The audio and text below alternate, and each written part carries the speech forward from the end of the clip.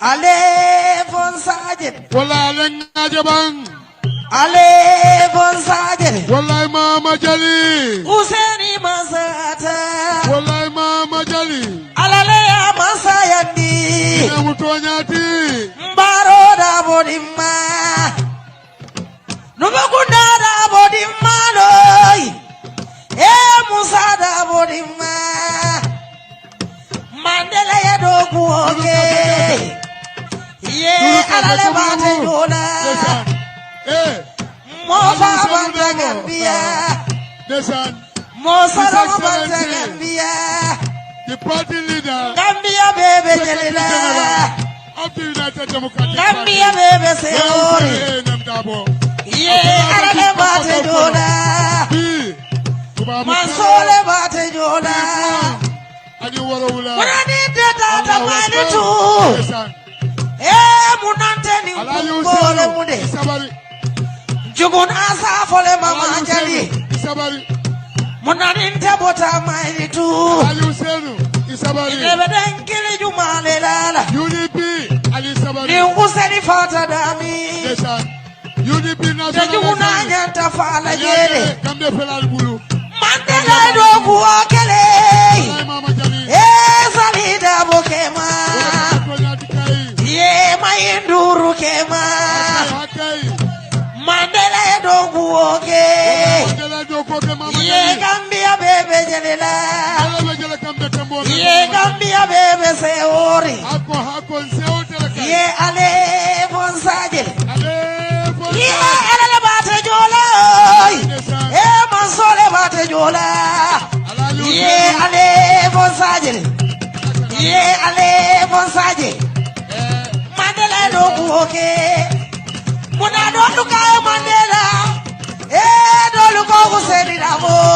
Ye dolu kaya dabo. Ye dolu kaya Hussein. Ye dolu kaya loya. Hussein bebola do bole. Ye dobo kaya Hussein. Ye anata kompoto mami. Ye wolu kaya loya. Aita kuoge Gambia Ye Gambia kaya Mandela. Ye Mandela rokele. Ye maje mori virai. Ye mo baba ta Gambia. Mosaro bata Gambia le. Ye Gambia bebe jelela. Ye ID.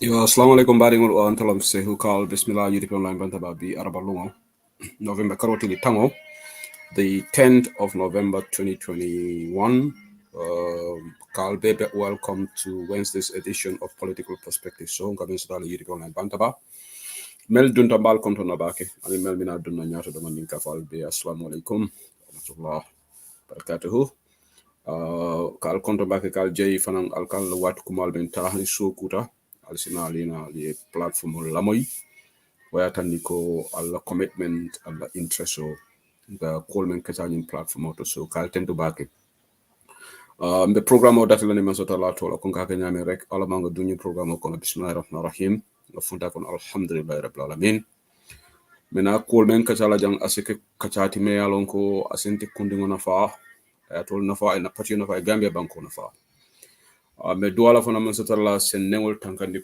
kana kumol fo jame yalon ko ase masti bo samana se duantol fana kilimo kliye ko men ka fo jaw nyami rek niaje nyim bebe kala jata kende ala be keri pour man satalla sen jata kende al tumbulu somdo mol tumbulu nel man jata ko ne so man satalla sa dila se dua sabante frewol fana be damin mote je karla ala man satalla se hino sote ay aljana senamo dila ay la junubol kafarini in that vein ngaje ko na sister dole banta mba kon me badingol konto na sangola bake nato abe Facebook auto young lady deepest condolences to the family may her soul rest in perfect peace and in Sabante Fred Tomal Bay in the same vein na sister dole fana be Birmingham jang awa dabo ala brother le bant Germany so na linko sianu janne na last program bi fana ba siala jang ate fongo be watin din dila la na diamu platform auto appealing to people pro after body in Sambala Gambia. So you go for me link on you set up with the help of Yaya Sonko, na brother member Germany. So be sango konto na family ya be mbaful alamani mani kafar kala fane ani tala tomal be. Dunia mo ni kuyani ni shawolti be fana mula na sister ti nenkata Binta Njaya musikeba la birthday ti. Mbafula happy birthday to her. And he also fenda la birthday kuno fenda dabo so on the birthday bafanan kondo happy birthday to both of them alamali wululu jama celebrate in good health and prosperity but in faram be duala fana ni next birthday be kala wasati no UDP masakunda be siri Gambia do al nim faran se duawala so bafalali ko happy birthday to both of you and in momo la birthday mo biti de bal konto na baki mbokk yi ma ngi leen a bismillah UDP online banta ba te aral ba fukki fan si weeri November election bi jot na de 23 days rek mu nekk suñu diggante ak much talk about December 4th 23 days because 20 days rek November je ñu dugga si December si jama 23 days affaire bi moom jot na ba pare ma ngi leen a nuyu bu baax a baax di leen bismillah si plateforme bi ba pare di ñaanal suñu parti bi ñaanal ñun suñu bopp ñaanal suñu réew yi Gambie yàlla ñu dugga si élection bi jaama génn si jaama yàlla ñu am dam ñun ñoo xam ne United Democratic Party ñu ngi ñaanal Lawyer Ousainou Darboe pour am dam mu nekk di fourth president of the Republic of the Gambia yàlla moom we can do it with the help of God inshallah all what we need to do is pour ñu sànni ko karta right now si period boobu lañ nekk nii wax bi moom lu ñu war a wax yëpp wax nañ ko right now time bi mooy we have to canvass for votes we have to do door to door and we have to use our heads in whatever we say in whatever we do léegi lañ ko gën a soxla right now we can't afford to make silly mistakes we have to be steadfast ñu engage waa Gambia comme tey ma ngi gis party leader bi mu ngi jógee mu ngi nemeeku Kombo ba ma doon dugga si vidéo bi mu ngi nekkoon Banjul ndeng dem na Lamine mu ngi waxtaan ak elders yi foofu lii lu baax la mu ngi visit di ut ñaan si kilifa Gambia and already so if I look at Lawyer Darboe si nataali the video he is looking very presidential loolu li is a good sign he is looking very presidential te lii mandarga bu baax la mandarga boo xam ne inshallah su yàlla ànd si UDP dinañ gagné on December 4th so léegi ñu dugg si waxtaan bi because xam naa ne guddi na fi it's 9 minutes past 10 in the UK and also 9 minutes past 10 in the Gambia it should be 9 minutes past 2 p.m. in Seattle right now ñoom ñu si afternoon bi but it is 11:09 p.m. in Europe so guddi na so dinañ dugg si analysis bi maa ngi doon jaale suñu sister boo xam ne mbokk yi benn ndaw si dafa mel ni xale la nekkut mag ndeysaan a ngi gis netalam bi Facebook di jaale family bi ba pare di jaale suñu beneen sister bi nekk Birmingham brother bi moo gaañu in Germany so dina see fi GoFundMe ñu ngi sàkku ndimbal moom si boppam dina ñëw fii inshallah dina ko call then a few minutes dina wax fii si plateforme bi pour laajte ndimbal from people ñoo xam ne so that everybody can help they want to definitely dañ bugg a yóbbu body bi Gambia pour suul ko foofu so mbaɗi ngol se ɗum kaca kono sa mbawo Gambia o mom ka fo ñaame rek dole ko it's 5 p.m. in Virginia all right different time zones right now and I think it should be 10 past midnight in Riyadh right now in Middle East anyway kal konton baki nga ɗum kaca kono sa mbawo sokutale Gambia could be sharing but let's start with the positives. Welcome on board Marisok. Marisok official announcement of B. ngamera mo jamala ala video ala audio moy bari seni en kay marena ya report sa sayo dol wulte ko amang confirm e saferol ke e ba fola ha Marisok is in talks with UDP, not is confirmed, but seni marena la kibaro wala nata tonya ya sa sayo lo wolu kay wol mala fi UDP jaw kumbalo wol mala fi UDP la kairala bari ntew na mana nyim fana njede ni moli la karabola ifane la karabola life goes on me nga nyini bari to lan UDP tapas la dorong UDP la kibaru UDP kibaru Dima sota woketol juso janile. But welcome on board Sister Marisok and her team. This is really great because yesterday or day before yesterday, in fact, my brother Tunko Marina, when I was in London, because weekend Bupasibi, I was there, I met with Tunko. Tunko briefed me. Manema say who Marisok is coming to UDP. Maneko really? Manema yes. Manema got first. I'm not first. He's got first-hand information. Tunko yo wale fonye. Nkai ko jeje Marisok kana UDP ako Marisok kana ako adama ya kumani State House nak. Bari mam ben kan. So Tunko ila kibaro is credible. You are spot on. Tunko marena biri ya kumandi. Tunko ko biri ya kumandi ya offer kodola. But Tunko wanting Tunko ma amount ofo. So ndol fanante amount of quote la jam bantaba. Na mol moyle coming up with different figures. But nga mel long wala nyinti ko anama baro kayende ko. Marisok ilafta fion moto lombang kodo lombang ikay offer moto fangolal. Ka wolum fo ani moto kuto se bo State House. Bari ko ani marina ta fuko ate amira adama ya komandi banko la kola. Bari yara fang adama be dunka UDP kole to tan usode dabo teng usode dabo teng ngamo e nyame bawo mantaraji ngamo e nyame kasa ta wala jam. So imanna ben kanto, but what is glaring, what is clear, factual. Wolon dega man ben kanto. Marisok starter then rumozol mo ko Marisok mena UDP le. Seni MK Marina le follow story ni break ala newspaper ni wala na media outlet or outlet is atra ye credible because nika ite musa say journalist oti ite ka wulle rek kumul fay mul bukana leila. So thank you so much.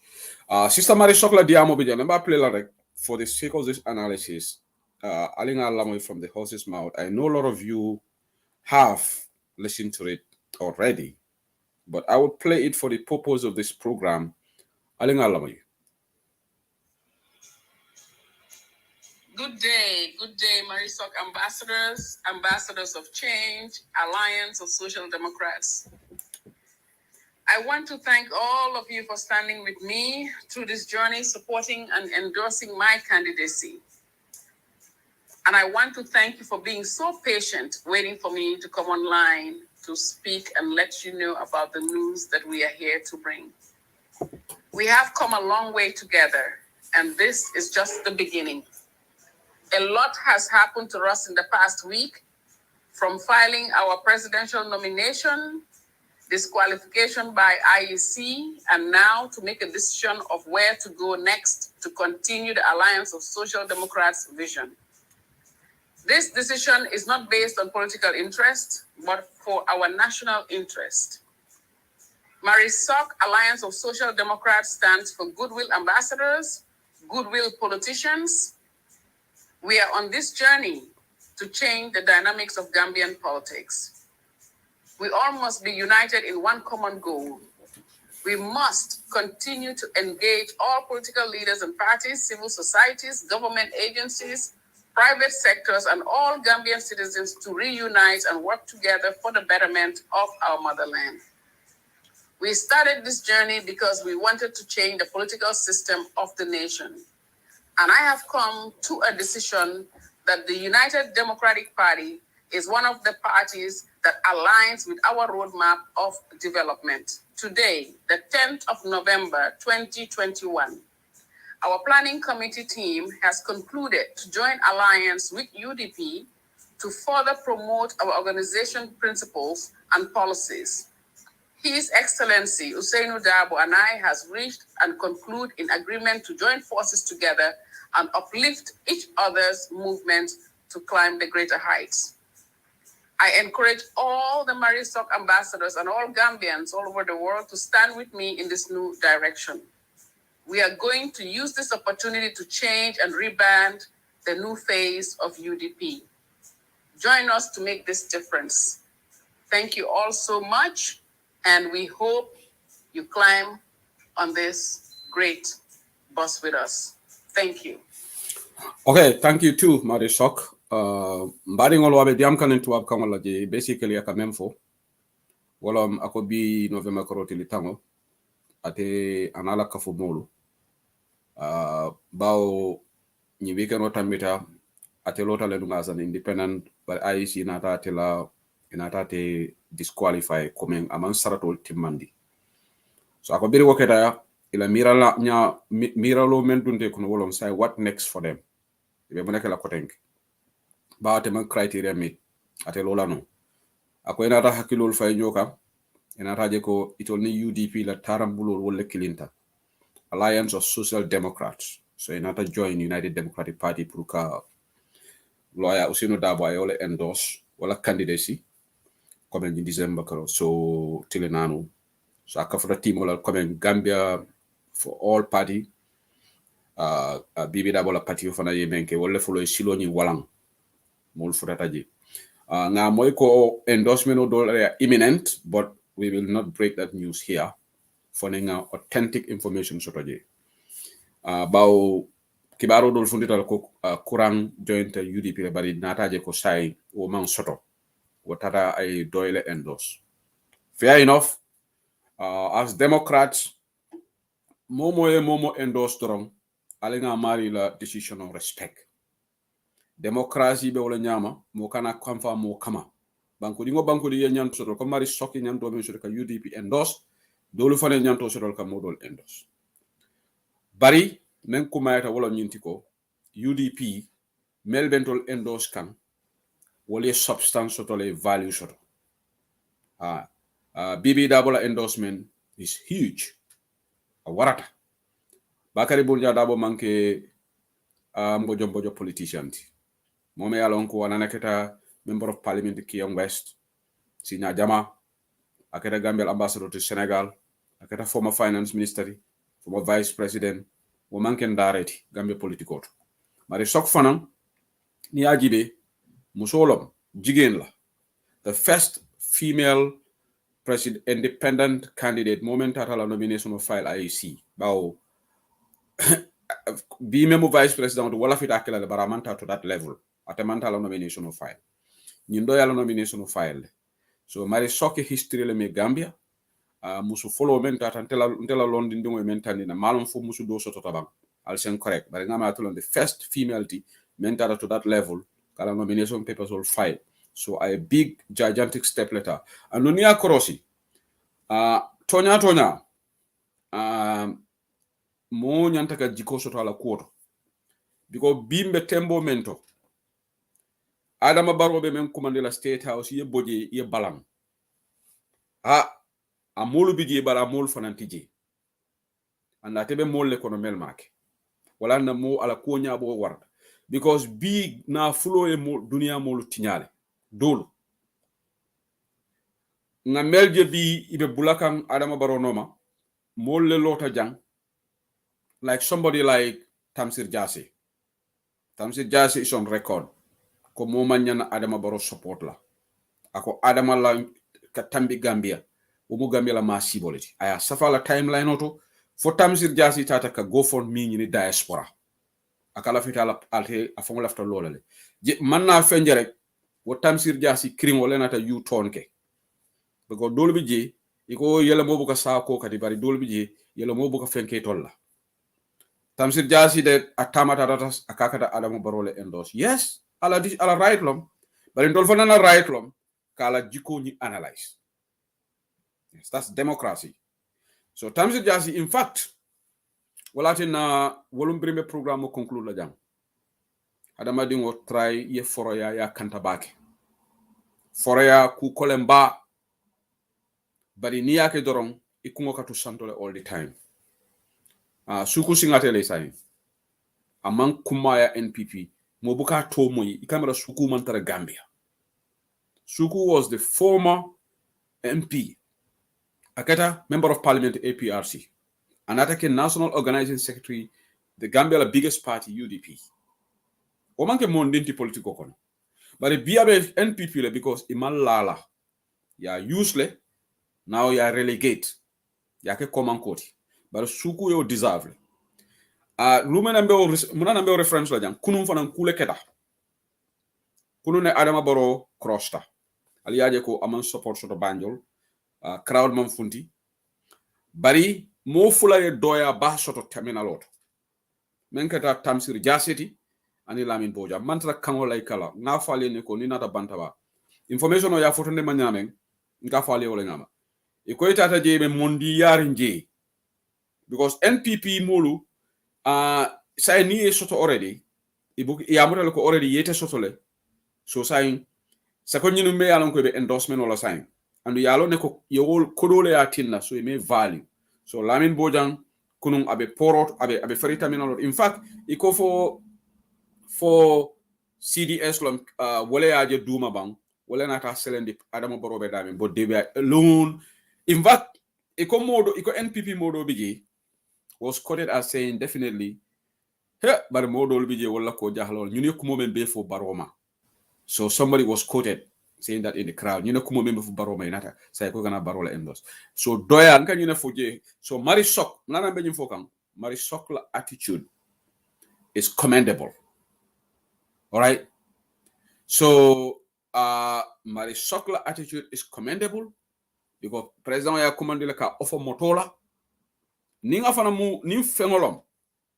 Ninga tala la personal development la. Abe moto tala la kodota aita si ala life no mabaf Gambia ala kubal bulu momo ganyata rek asafan develop but I foroyale taman di jang so for alingo acknowledge so thank you Marisok and welcome to UDP. Now we have Marisok will join formidable women like Rahim Malik Low aning ajaratu yam sek ajaratu yamuna gayabo kata other formidable women in the party aja binta batabale wolo nyongolu pro ibena kafutu ramusabali wolu. We have a lot of dynamic women in UDP. Meli alango, they are really fiery politicians. So Marisok fanambe wolle kono nana to join ngala be contribute immensely to program pro UDP la victory on December 4th. Malanda wa ben nyininka kan Ibrahima Mane la lama tabora Mane manku long ku seneng longala kodo aning oli diba wada mang Ibrahima Taboro Mane ya foleko aman decision ta follow. They are in talks with all camps. So ni even I discuss in all newspapers about break lale. So I don't have any information in regards to him. Okay, mina di am la topic follow men na bi. Mero himalek lola video play la janne. Ngala mo jama ya Facebook oto. Rohimalik lo be call men fokang. Alinga na campaign oni nga intensify nga electric nga amplify. It should be very eccentric now. Sain be diamu watole kono. Sain ne nyante ka issue solfo. Bi Gambia lokun jelu essential man soto. Gas oil man soto. Problem obe kerim banko kan. Yes, ngalo mo doli ya kumba tofo. So musolu belom yalon tofo mandia. Yakumba is also part of it. So anyway, bari nyimbe kering Rahim Malik Lo a very powerful speech la deliver.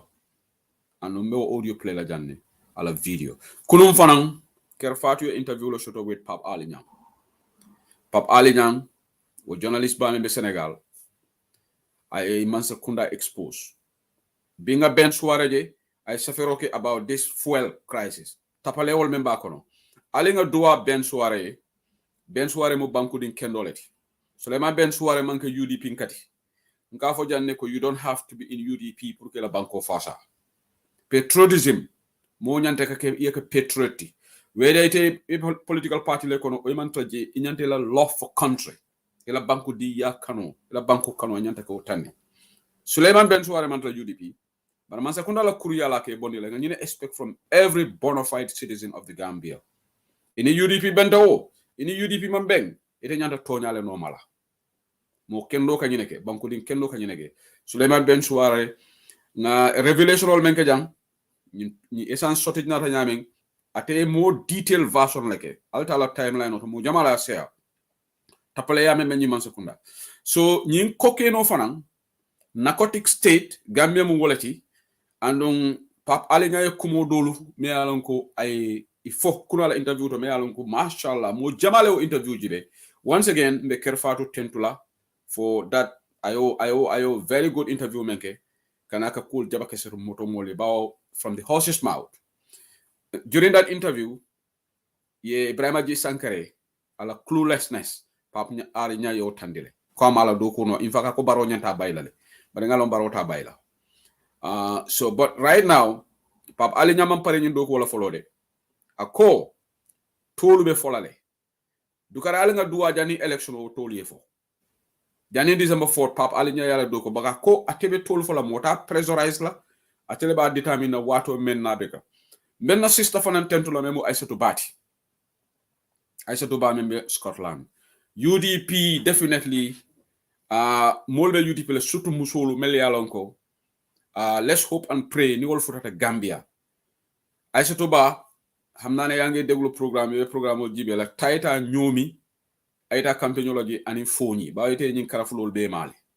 I would love you to be in Gambia ita ñoomi ye dia ila diamo mol kala moy bakele because ay jabiro ke NPP la si fatam fansalal meltata foni ka foko jolalu amma UDP ko la fe ala audio bi jane ni wato soto I will play some part of it audio ñu jam fatal bawo a janjanta formal kono ngala mo jamala ala may but Aissatou Ba fanan tanon. So this is the thing but janimbe do not into the details mbadingol bi la feta kundin kundo la kachala jam UDP jawolu ye kukuto le start in fact manka kukutati bari ya kuta yandile Facebook oto sa ni momen la fita baro endos la dolu mafa be di amo mandia e kamuneke UDP ko le kan neng birin ko mbita baro e kan neng ni nonsense o anyanta stop la de ale nga kunkem fanna gambianolu ale nga ragle kitiyobe momo male ni politiko nka fale ne ko ale ka fole politiko dorono nyinti but kitiyobe mo belema wallahi politiko lon dononto bare momo e kuma fojan yo tumir la mo kan yalon ka manke ku shenanti ibe kitinda la kira loro ngode ni bi ta baro rek ila right lom waye mol be nen na biko kata barole bari lafita men tandila kono ni assista do di amuta because ate saferoke akoy ba kajafi kanne akodu ngagoto maka UDP support mol buka kajafi to manda be programme la moy kan amari be London jang so bari NPP ko tata safero lan defon commenta je ke mo si se commenta je ke mo bojan sorry nga nyene nga challenge ngai ko saimbe kari menkela anumbe nyene yamaro dila UDP ko la melbe social media sayni momo nata anu nga kabiro musa dabo jela ako sayin dolu kala fi attention seeking nela e ka moneke UDP le bari buka evidence bondi memem fola if you have the audacity I hanita puru kata ka UDP le ka nendiro ke then you should be bold enough to share screenshots of those insults.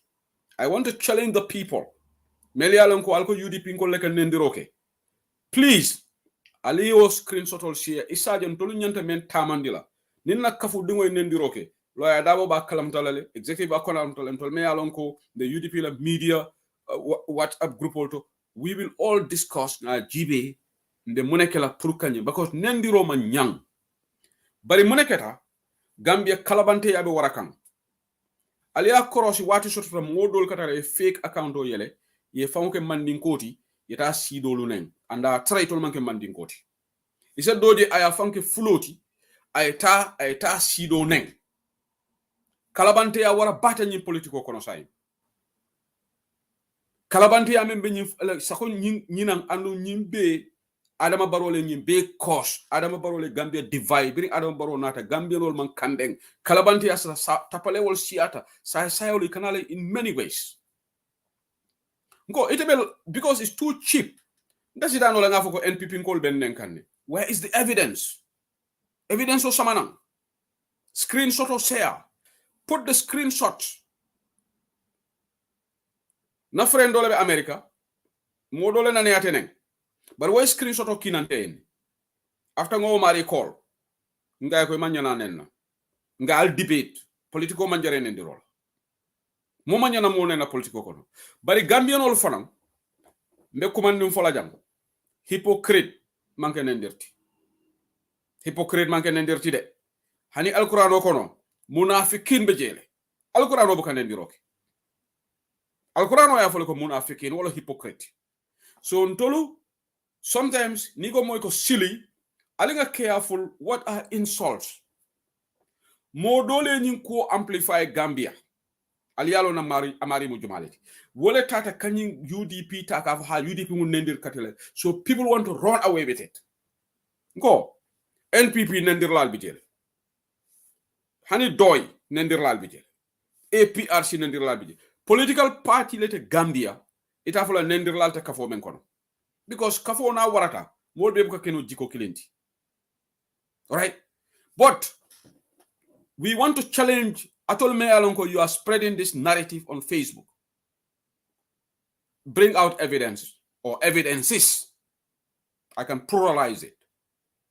Ni evidence also a samanang ni be safero kela wo evidence all nakindala dunia be ajeko andung there's another thing.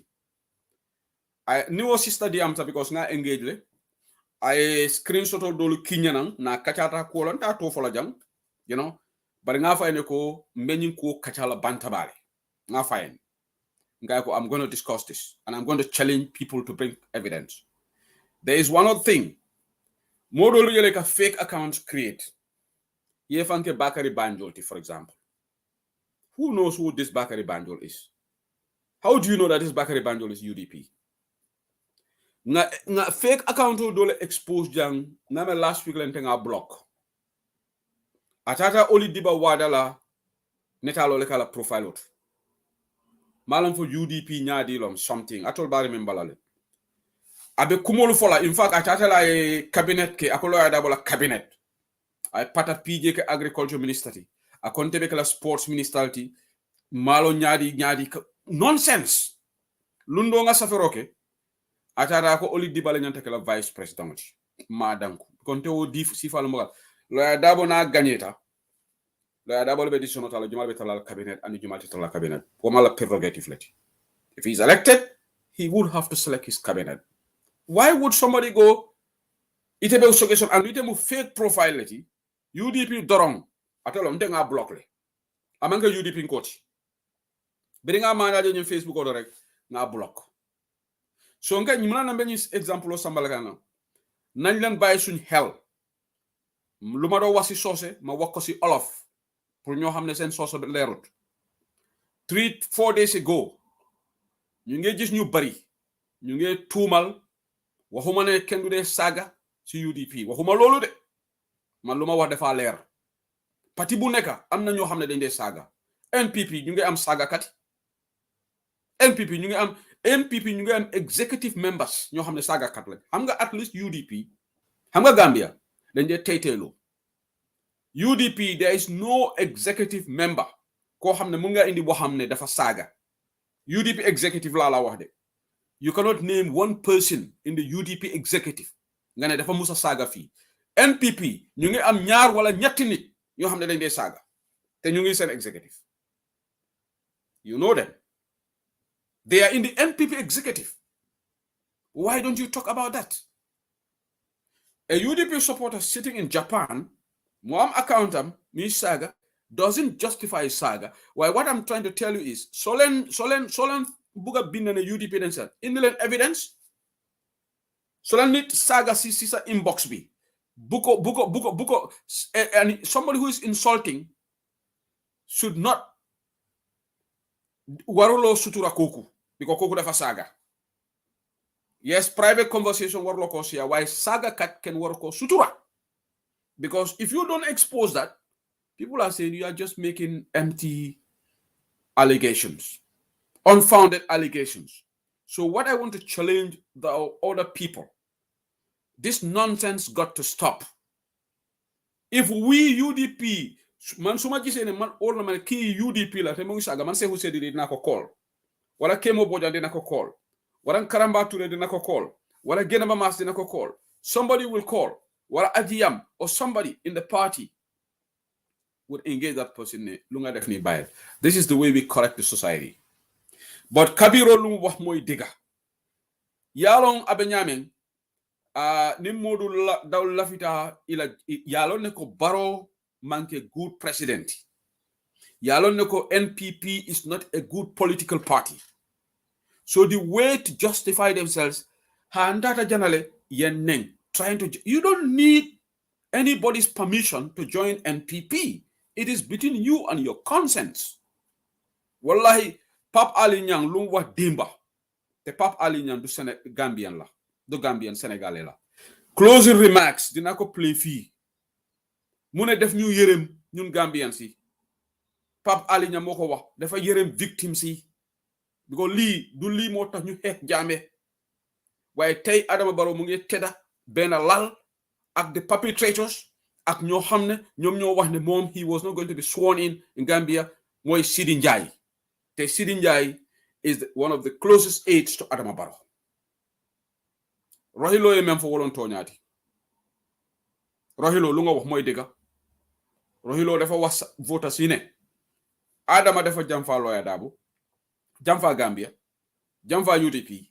So leen ko sànni carte di la leen jamfa te loolu mooy wax bu leer.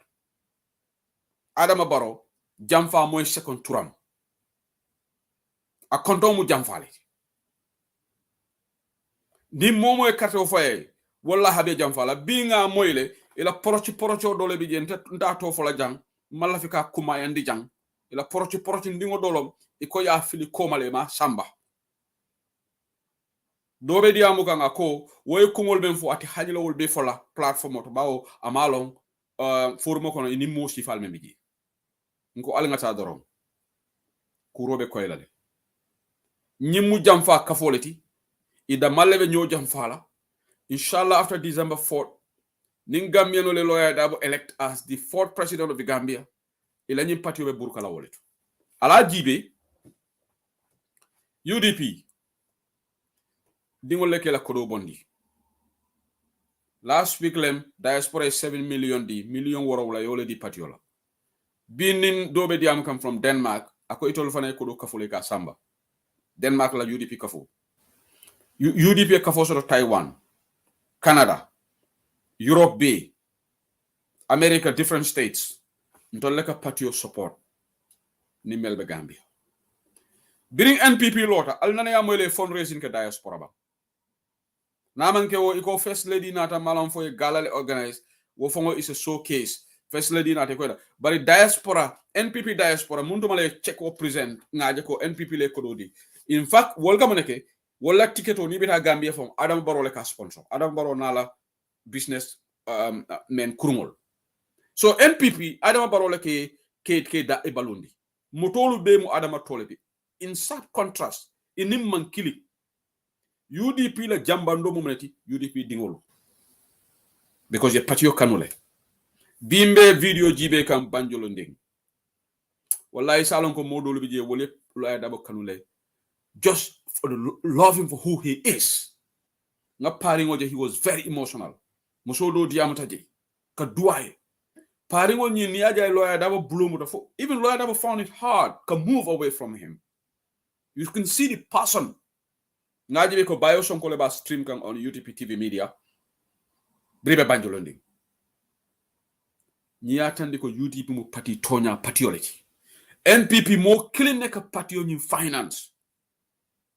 Wala ne la diaspora alta jele fundraising because man chapter sol fongo soto ale kana moy ko ha yudi NPP diaspora bla token sengolom inva wolu ekata Gambia le pour ko kodo soto from NPP bari la fi dañu diamo conclude lo dame Yanyanyo atol menka UDP accused.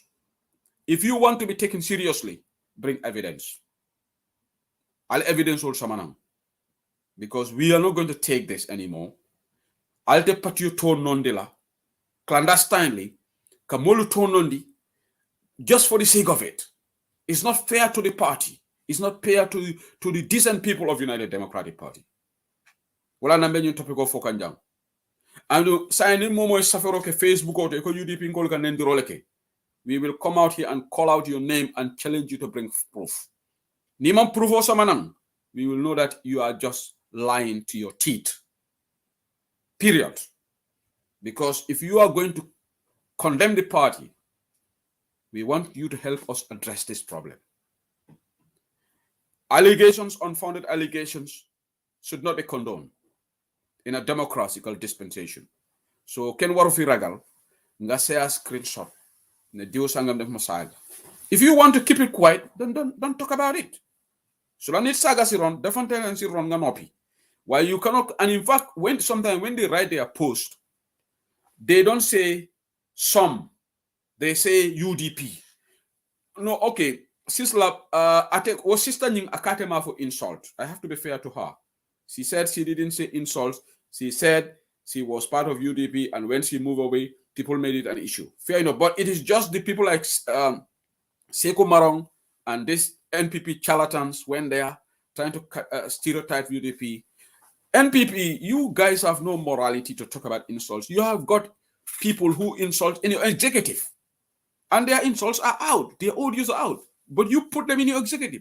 So what moral authority do you have to say that UDP in Koleka Nenderoke? At least UDP, we don't have any executive member, Mayor Alongo Isafoko, a record. I Nenderoke. So when topic of Banajane follow, we move on to other topics. But we have a lot of ground to cover. So I remember me Rohim Malik Lola video le play ali Burbanjol. waxante dëgg te yàlla tax o kala ndira men gonga sabi Allah dama bëgg ngeen dégloo ma xel nag o wi katoro do mo hakkil non ku nekk xam na ne o godo fo na andi réew mi dafa dang o wi saare nde yakki réew mi dafa dang o wi saare nde tangi dund bi seer na o wi nguure o seeri dund bi seer na lool nguure o seeri na bere ku nekk xam na ne godo fo hana andi kaaraange réew mi o wi kaaraange rew o di kaaraange réew mi o wi sikoti rew mu ngi si xoli ci gerte o wi hana ngufu gerte mu ngi si xoli ci gerte o wi hana ngufu gerte xanaa da nga ne o wi kana mbiya nanguwuma ko mi jabani dum kon jigéen ñi o wi rew ne yéen lay waxal o wi ko non haalanta de United Democratic Party UDP ku nekk xam na ne godo fo na andi ñun ñoo jóg o wi ko mabe ngimmi takk suñ digal yi kaddi kecele mabe dégale ñu ànd ak yeneen parti o wi goto mi jaade parti best président bi nga xam ne moo fi toog tey o wi ko mabe ngadi president godo waaye ba mu paree o wi ara baro waaye ba mu paree o wi ko ndew pari daf ñu jëm faa o jampibe te jampo billaahi o wi billahi wallahi waxuma ko ci gannaaw yàlla o haala num ne boo baaw leen ko sànni leen seen carte yi so mbedani mamu mo dina leen jëm faa o jampo don moom mooy koo xam ne o wi ko on woni mo bu ngandira demee base so ye base ne leen saraxule laa o wi ko sarankul bu demee Banjul so ye banju ne leen olof laa o wi ko jom kon bu demee Saalum fii so ay tane dina leen defoon laa o wi ko fulbe maa leen jox leen o wi ko ne leen ko sànni leen seen carte yi o wi o dina jampo leen or o jampo do te bàyyi wu United Democratic Party o kala mo attani UDP record yaa ngi fi o wi rekotaji na do dëkk boo taxaw sare ne ndar da fo ne leen doomi Ousseynou Dabo laa o wi am min ko biddo Ousainou Dabo Ousseynou Dabo o wi Ousainou Dabo moom laa bugga o wi ko Ousainou Dabo ñu jimmi génne ko ci kaso bi pour min gitta mo to kaso do Ousseynou Dabo laa àndal Ousainou Dabo o Ousseynou Dabo laa faral Ousainou Dabo ballan mi wutut ñaari at o wi yokta juume nga indi jikko o adi jikko bu bondo pare nga ne ñun ñu topp la o mbiya wi ku mun a or Ousseynou Dabo bodo jampo ku Ousainou mun a Dabo or Ousseynou Dabo bodo jampo Ousainou te Dabo doo ñu bàyyi ñun o wi accata be te du leen bàyyi yéen caame o ite ono no accata on de wallaahi waat naa ko ci yàlla o wallahi o boo leen ko sànni ne dina leen or so on fedani mamo o jampo don dina leen or ba warati leen o jampo don ha o jampo on juróomi at o wi duubi joyi juróomi at duubi joyi bi maa dugg caameen do arta chamen suma yaram dafa daw o wi wallahi ndo arta te doomi caameen ñu ne o wi ɓiɓe chamen ndi ñoom dañ am doom te ɓe jogii ɓiɗɗo boo xam ne yàgg na ci nguur gi te o ɓooyi e laamu e yàgg na ci nguur te o ɓooyi e laamu yàgg naa jege nguur o wi o ɓooyi ɓoto laamu lan la lay njëriñ nden hoko nafi en dangaa ne United Democratic Party neexuma mbiya United Democratic Party mi yiɗa dangaa ne UDP neexuma o mbiya UDP welani kam waaye doone seen doom njëriñ na leen dara njëriñu leen dara boppam rek la njëriñ o wi on mo ganduɗa hoore mo nafaani haydara ko hoore makko o nafi ku leen jox lu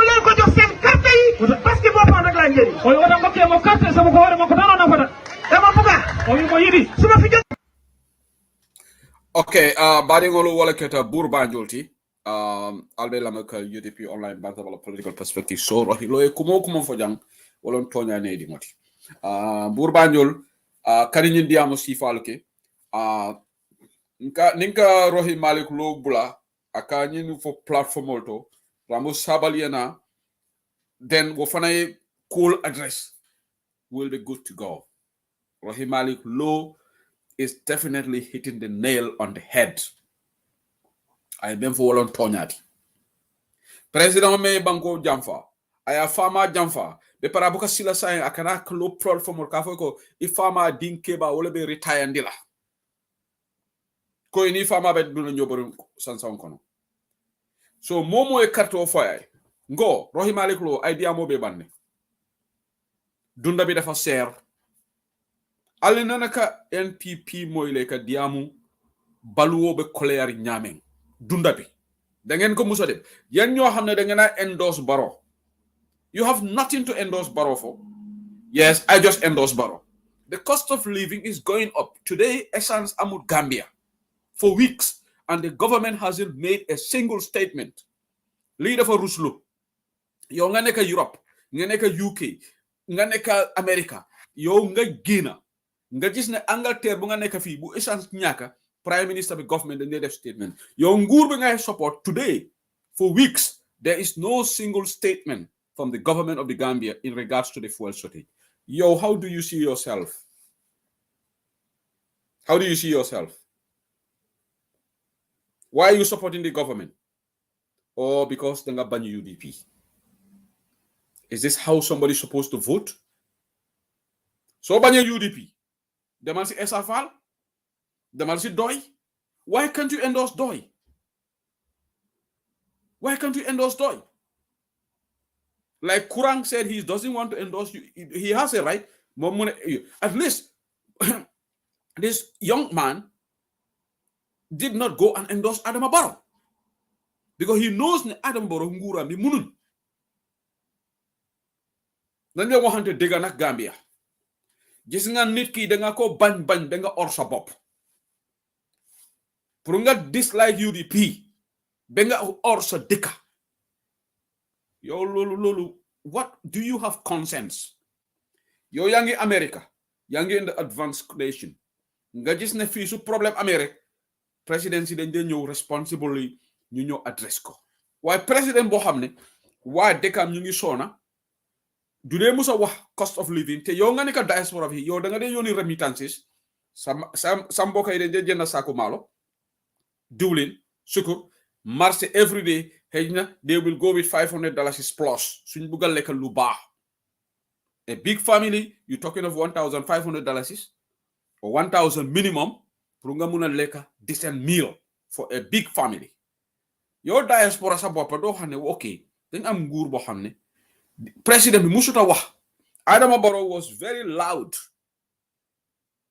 during the 2016 about price of rice, bag of rice. 5 years legi, apart from Bena interview, buñ ko lacc about price of rice, Adama Barrow musuta tuda prix bagasi. Anamana fa dala for 5 damn years. And you want to support such a man? Yo Lola Jot. What are the reasons? They have no reason. Lolota is laughable. Look at the NPP supporters because Adama is humble. Suma gisee lolu sax I feel like to kick myself. Suma dégga ñu bind ne Adama Barrow is humble. Fan la Adama humble? Nit ku humble du or. Nit ku humble du or. Right? Mo yalo nga humble ta. Ate kala jam falati. Adama mankuto jibe. Kuru nga fale ne ko Adama be announcement o kelale ko abena health insurance le di la civil servant solla. Nan se ko nala do kulalu. Mbe jande rek ye information o dina nga safa Facebook andu Adama ya announce le.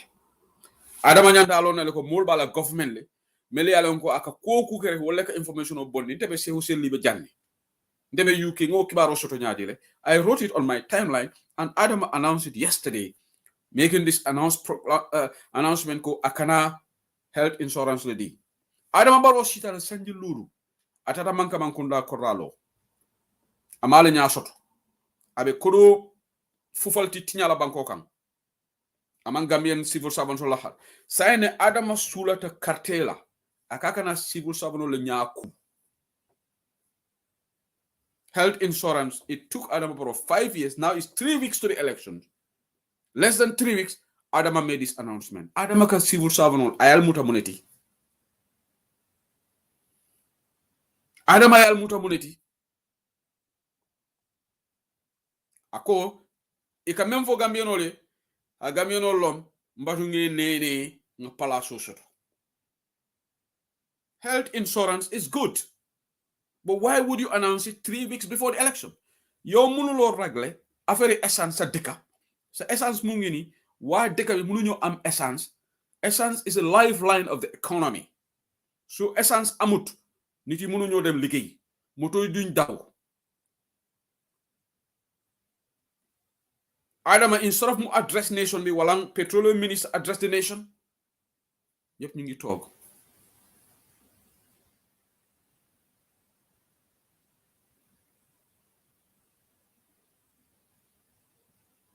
Somebody is saying, Seku, do you? Why? Because they don't have local rices, they eat jasmine rice. Okay.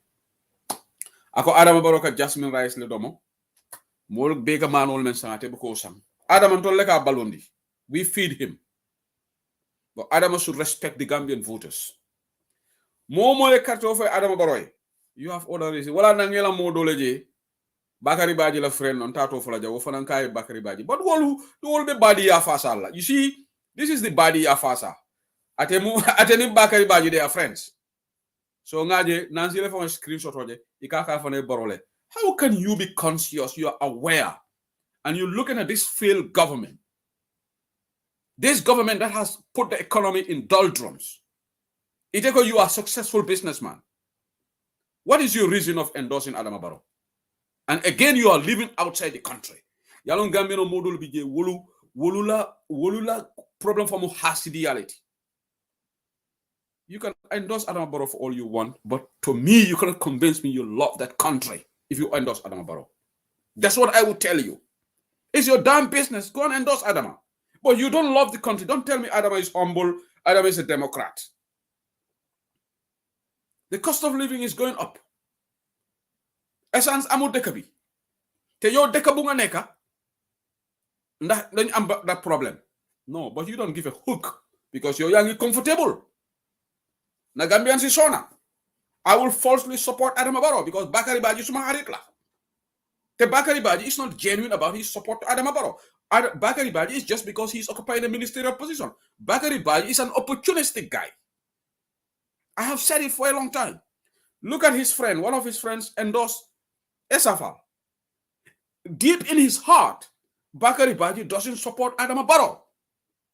It's not only Bakari Baji. There are so many people following in Adama Barrow camp because they are all opportunistic folks.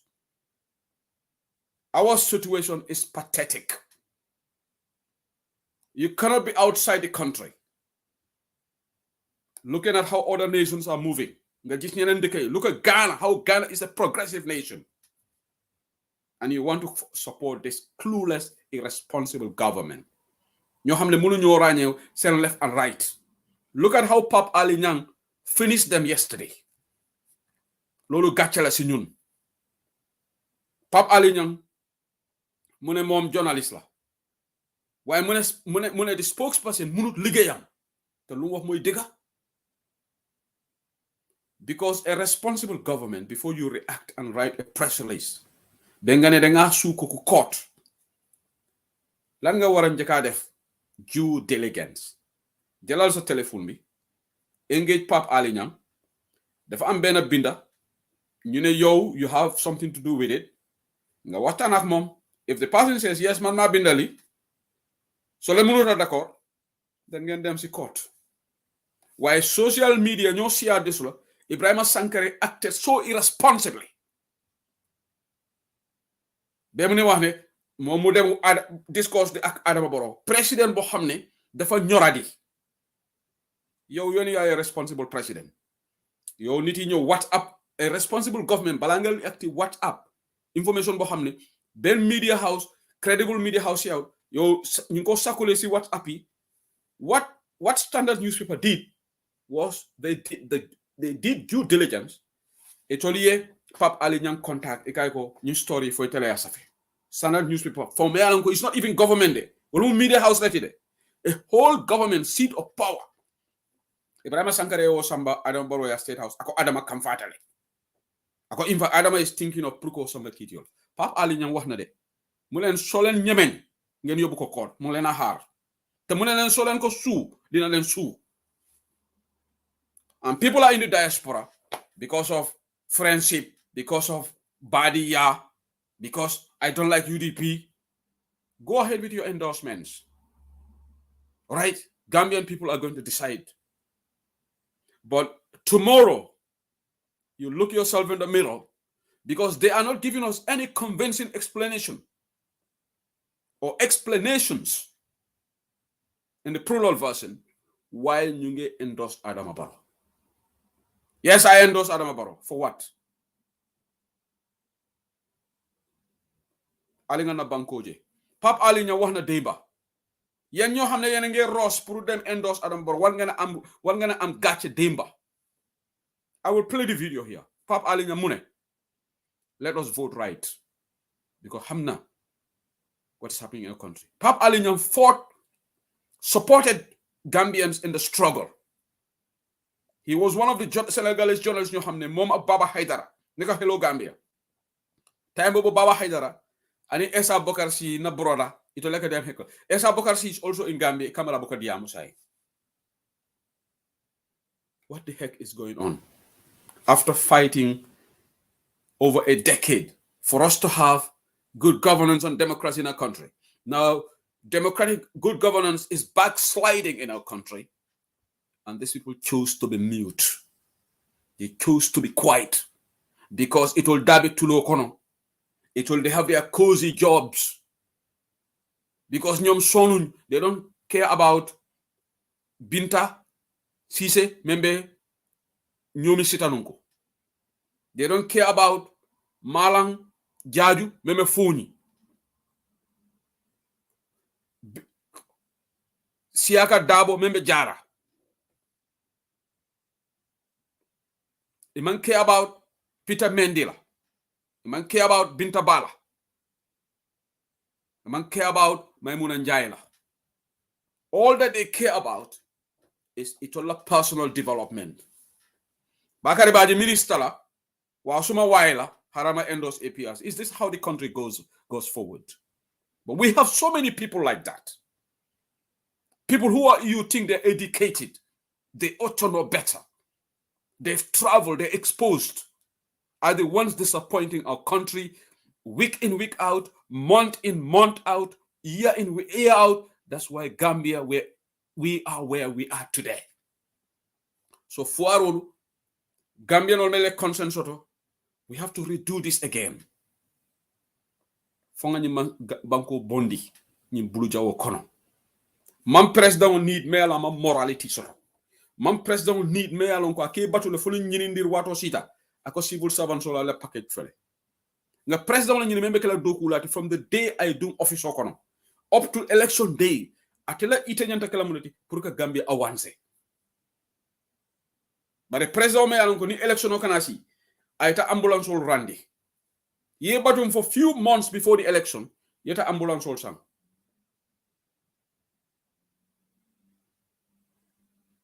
It's very sad.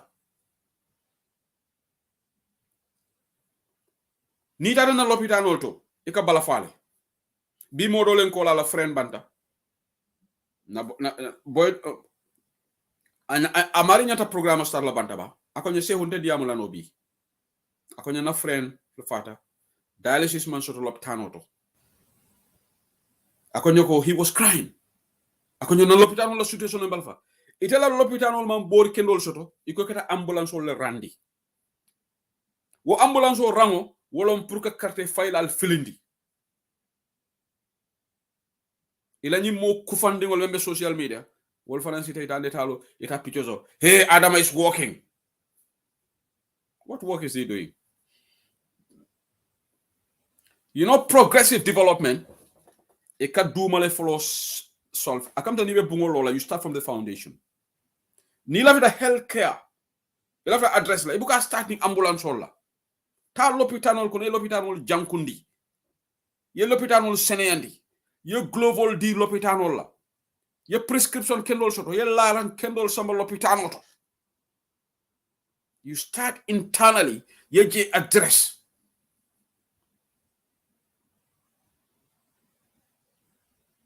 Bara kam da ko itala bunko no menore. E ko ka tela gadi no le tay ka nyamo tin tay ko e ko de la pour mul saje ko he kare de ala korda nyamol be betungo bandi do bunko no jebe be kasare. Wona fali. That's how Adama Barrow is acting.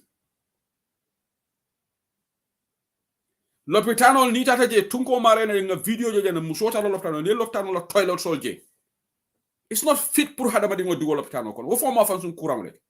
So nyim man sakunda me alon ko Gambian ol okay ne wo diatale mbado ngata nga ambulance wot sangi randi e kata wo samba July 22nd Square Makati Square ka parade ni je biko carte fe wala sita wala na kunum bira lafta ñu health insurance o announce la moyon ko la ko ñe ñenta break because mbijele ko Adama will make this announcement aba fola le fo ala ñi campaign kono akonye ngi ñato kundu wala na kununga safiroke carte fayla li bal filindi kanne because they want votes. Adama doesn't love the civil service. And talking of the civil service, anikuya warata bake. Adama Barrow na la kafo ibe molu victimize kan. Kunumbe jang kibaro nata keodolom e kafa Charles Konjira. Maybe tunko balon nale nyami nan kole mati. I met NSS, National Security Service. Kabirin Jawara la time, abe doko la Gambia Intelligence Network. Abijela ni yaya jame problem osoro. Yaya jame ya bayi. Ke wonyi sita la njambur muta. Bari bring coalition onata, a kafuta coalition oma, ka Adama Barrow mako e price. Ali la manyu story la de. Adama la jamfan tu yankana wole fanan. Another example le tandal. Yin Charles Konjira. Ala netalo ya kinyanane. Bari ngala netalo after nga delete le because mam permission o soto fon nyantala netalo sialal or not. Wala na nga delete. Abe steering officer kono. Abe NSS le. A meta je one of the longest serving intelligence officers. Gambia Intelligence Network, NSS. Now NIA. Ika command SIS la baramak SIS. Legally, the name is NIA because they haven't done what they should to change the name. I call it NIA. I don't call it SIS. Emank SIS. NIA it is still. Constitutionally, it is NIA. Because we have this useless government. There's a bunch of lazy people. Enyanta menkela pruka name fali mak. So I would call it the National Intelligence Agency, NIA. So abe NIA Charles Konjira Nalia remember birin fa keba kolibanta ala mani mani kafarkalay ala bade dula kewomen diamota ka translation okay lawyer daboy he was there ya mutale ya bay NIA DG Sola ya bay akomu UDP supportality. So is it a crime nyimbe o mafo mo menna pour kata ka diamo je ka kanna soro kidi fo ya tande ko ala palaso compromise ni biri yoje DG Sow blata noma bari nyin Charles Konjira ate mako ro men ke pour Adama si DG Sow wotu mo ate be jaaya jamele fasaka ali Adama Barrow mankuto jalede mele ya makoy ay wolle ka jawoti mele ma makoy ay wolle suti andala jamfa lalom jamfa la Barrow Adama Barrow mu jamfa la number 1 ala jamfa fa mo dimita bakele e ka boda nyamina pinyaile nyamina kolom information o ya dinna jang so e ko nyi wato DG Sow ya muta recommendation di pour ya fire. Let the Gambia government react to the story not a tonyante, but this is the information I got. So, Biles a hell. xam nga luta affaire bi def ma lay naxari Suntu Touré xanaa ne ko di politics Suntu Touré me UDP jamfa Suntu Touré me London jang abe diplomatic service Suntu everyday with politics musi NPP forum si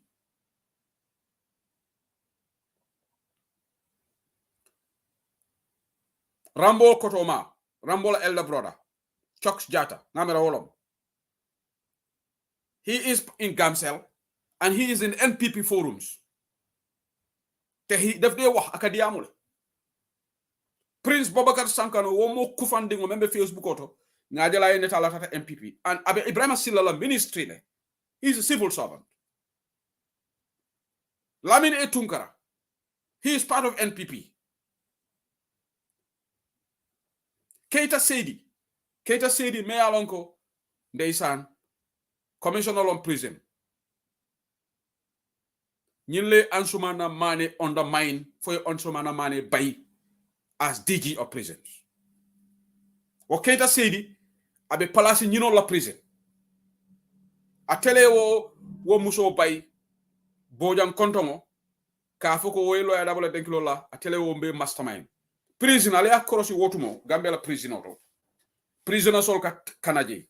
Na information men so de ko nyin Keita allegedly nyin Keita Sedi le ba koma because Ansumana Mane wolon prisoner director.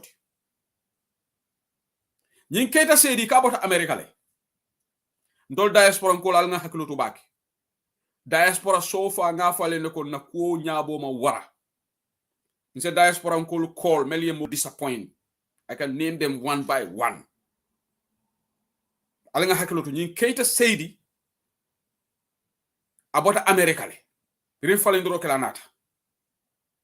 Ikabe DG nya palaso le nyini kan prisoner ba fam fa kan kunum fango abe yai na PMO anin pick up koto dolo be yai na PMO abe selel abe santo ngala ba fola se o sebe ni information so nyadi we are monitoring you guys abe jagar la PMO Keita Sedi yesterday be PMO be selel up and down mol be korosikan PMO mol be korosikan mel be PMO be korosika wolle kibaro fonde nyin Keita Sedi atele Ansumana Mane undermine ya bay nyim palasi harabo for what nyine awa bojam bay Fatou Bojang nom not awa bojam Esa Jawla is Fatou Bojang yes Beres Cham is right Fatou Bojang nom nyine Fatou Bojang na bayro mastermind bari nyin Keita Sedi ate fongo be barola bofa zone le ay barola tisato dum ay barola asobi dum ali Gambia animal farm system gela so when you are in NPP you can break the civil service code of conduct. Comme Suntu Touré, week in, week out, day in, day out, Suntu Touré ma tay, abe civil service la code of conduct, but nyin Suntu Touré le wuri tajan, ka Yaya Jammeh la man sekunda criticize, Suntu has no conscience.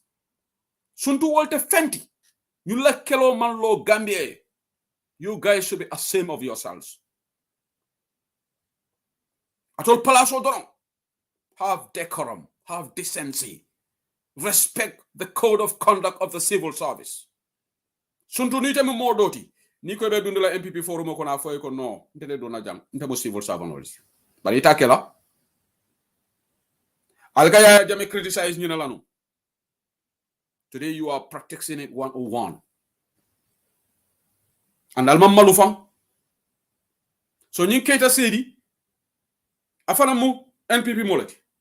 So muna na be Charles Konjira bayla. For Charles Konjira manke Gambia di ngode aliya bay sa yalla dimbaya alme mira wala dimba be balula nyaadile alman bala fa soro alman kea just because iko mo UDP ngolati kala fa keba kolila sangoto atelebe diamu kanje in fact niaja ka diamu isalonko moli korosiro kala kotole ko akoya hit bakere ye ferol shita kama DG so me alonko mo kufandingo ko saya kata security toll wala yo ko mastermind nga kibaro soto ko DG Sow iko he is also doing a tribal wall caking at the level of the NIA reportedly ikaka manding ko le target Usman Sow by Sahel Usman Sow tili kilim bukatu malali te yende ngeen foog ne place bi doo leen fa jóge waaye da ngeen nax seen bopp bàyyi leen seen xel bu baax a baax kuy xeex nit because of tribe sa bés dina ñëw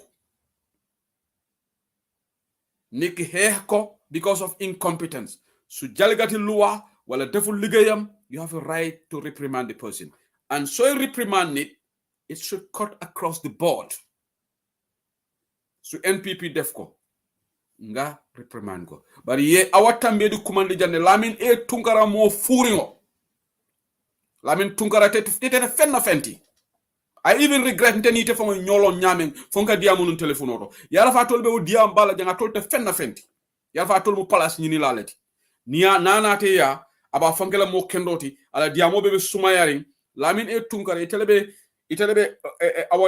awatambe di hutul hatal kangu ministry iko because of foka UDP le support for Gamcel me alonko is under Gamtel Chox Jata Rambola brother munana almo reprimand munana Elizabeth Mendy who is heading Gamcel the general manager or managing director of Gamcel munana Elizabeth Mendy doesn't have the nerves kokuman Elizabeth Mendy ñemeñu ko def because koku tamit mu ngi protect position am because su ko defee rek Ibrahima Silla def ko bolé Lamin Tunkara Ibrahima Silla you be more disappointment already. Suntu Touré. All these diaspora people are disgrace. So fantema mojo diaspora me alonko abenye mansa kuna isafa ay mol kango jam fandile. Memel bi je sa embe wolle. Because mo kendol be botaje. Mo kendol they could not stay there. Ibrahima Diba tije say. Bamba Mas tije say. Mbo Chedi kan tije say. Fufule wolle bi Fufule wol me yanko they don't love the country. Atol te fenna fenti way. Atolu la struggle fo na fali. Be information of fundra nil majam fanan. Iko teacher dole be mbatu ngare allegedly bawo man screen soto. Ye information odi ya lende talo di teacher nying ikuwa safaro ke kafoko ako ka NPP nkolu yamari ibese pare biko kelole be kala gambi alama e donku kungo kan ite NPP nko ikafa ene Malik AKF Kanute iko teacherlom Kotu Senior Secondary School ikaka economics le karande reportedly but main information odi nanka ko next time a screenshot ate ya copy le ama screenshot akonye tonyalo nyanta screenshot lale advocating for NPP nkolu ye pari ko kelole kana Gambia teacher bari te kukela la de iko jimu teacher te Kotu Senior Secondary School ikaka economics la karandi atomo monati Malik AKF Kanute. How can this police all nyanta nyimutale bari biri ya criticize ikata la post delete me information odi nanka mistake tele nyanda screen ko denon tibita sela na woloto ala picture fene mulu jang yala neta lo kinyana ala Facebook o monitor na any irresponsible posting keje ala screenshot ngeen yoni ñuko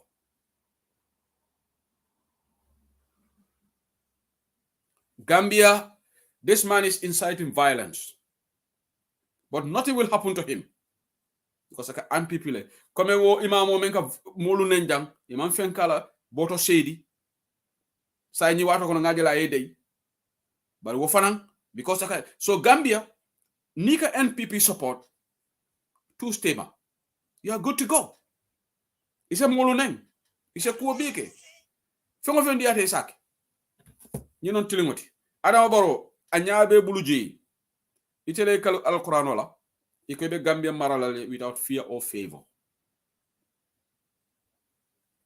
ill will or affection. Tilunkole ya alquran ye bulola wole kam andon kiti ole bema wo kiti yo amad ba mo furi wote tarle dalaji Sidi Njay me alon ko Sidi nyaka jom Njay ate tarle dala ni mo furi ngol men bebe ke supporting idamalom kondolong mote tale dala je NPP tilin Gambian wolte mabari mano because ite fonga daga jubadi e jenkatala ko muntaiga ye banko be jahase mo membe karandirola ko to senior secondary school kaka economics la karandi muna no bita be incitement of violence kala police oli abulaje because Gambia la inspector general of police wo fana mo bul kono moleti ablay sanya imaja bulata alaji konte normal because adama barola tongo dete akay ko bulo no mangal account will freeze bari ñunu me yalan ko NPP ko le kenba ate tous kala wol he is not a professional IGP. He's not even fit to be IGP. I think he can only be IGP under this government. Because you fu yafa, it will be killing, because it will be they are all, well, that clueless DIG. Well, the Gambia Bar Association ya jabi, it's an embarrassment to the Gambia Police Force. The second in command, kafuko executive order mu loyalty. Loyal la kafubana te kay ko men fo toñante. Amaloma waraba. Wala tin dogo man beteya. Ali dankene ya palaso mu fenneti me alanko watulom ale harjo banjelo me be bolaje ba ni be bolaje you go with your head high up but ni takata deputy inspector general of police ti ite malonko executive order manke loti ite la junior wolbalo na nyaati that epitomizes how this government is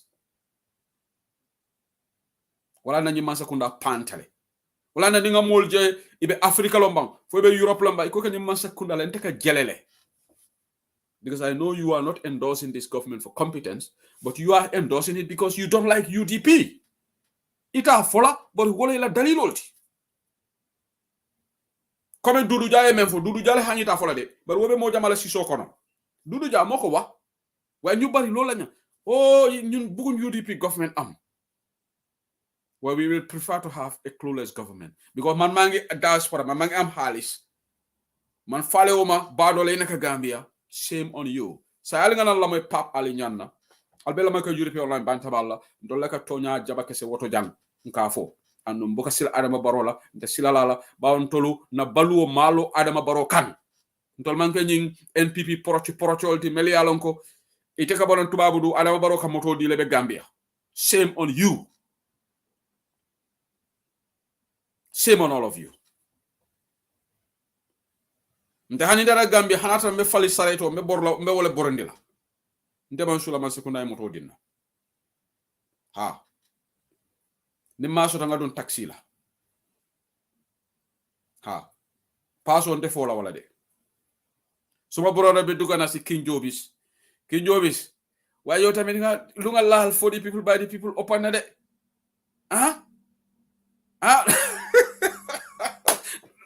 They had dawlo gaayde te ñoom xam nga ñame ñoo jël call because dañ la wara bay nga calling waaye Musa Jen du la bay nga call because ñoom they hiding something wana ko fi for the people by the people lu tax duñ dee ubbi lines yi ñu ne ñoom Zoom la ñoo use man musuma dégg excuse boobu Adama Barrow ko ñaari excuse alright dañ war ubbi lines yi King Jobis nga engage la yaa ñu gis King Jobis time ñun buñ nekkoon freedom dañoo ubbi lines yi lu tax for the people by the people ñoom dañoo wax ñoom yi neen rek line benn line ko ubbi WhatsApp number mën nañu ko am waaye ñeme ñu ñoo ubbi lines because they have something to hide surtout Banka Mane ak Musa Jeng coach moom bokkut because coach I think coach analysis am dañ dee balance right Musa Jeng léegi def dee try waaye Banka Mane Banka Mane has lost the plot completely Banka Mane na broda he's lost the plot vis-a-vis Gambian politics. Xam nga defa daw yaram.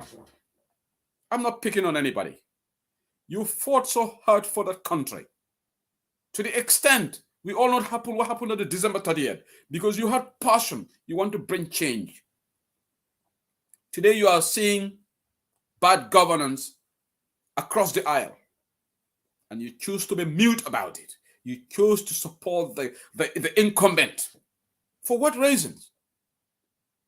Today there is petrol shortage in Gambia. If this was in Jammeh's time, these people would be on their timelines writing all sort of status updates. Cocaine in the country. Banka Mane is not talking about the cocaine.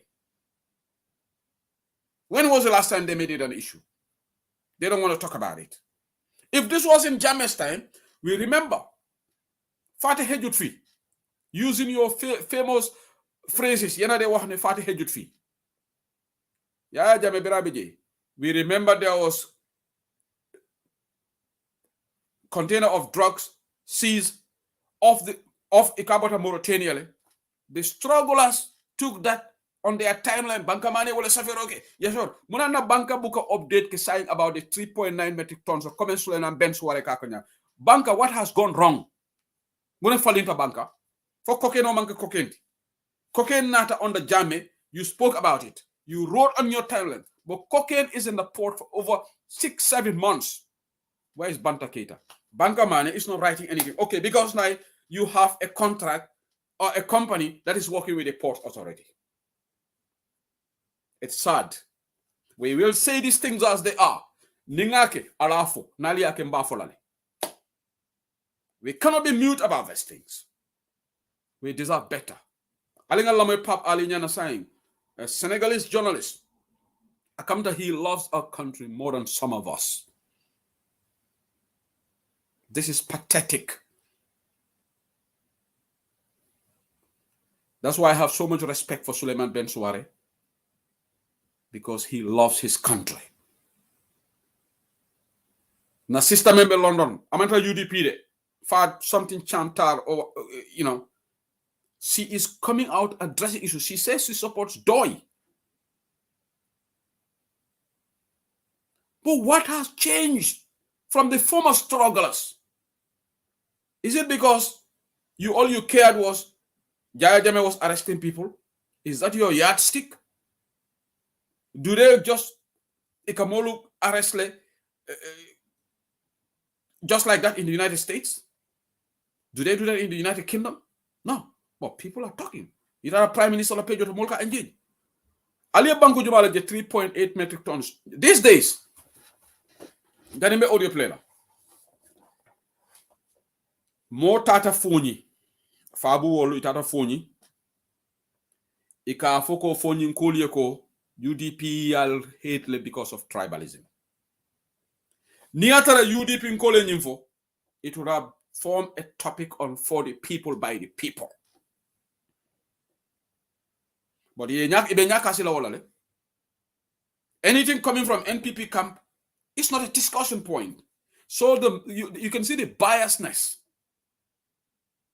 Because you want to go Africa UDP antagonize. Elect on the 4th Gambians in Nigeria. We know that. Can Mofi Hamud Lulu? The Gambians will decide on the 4th. That's obvious. All right? That's no brainer. We know Gambians will decide on the 4th. But the insinuation that some of you are coming up with those updates is Gambian will be decide a tolute. Can Hamud can learn your vote?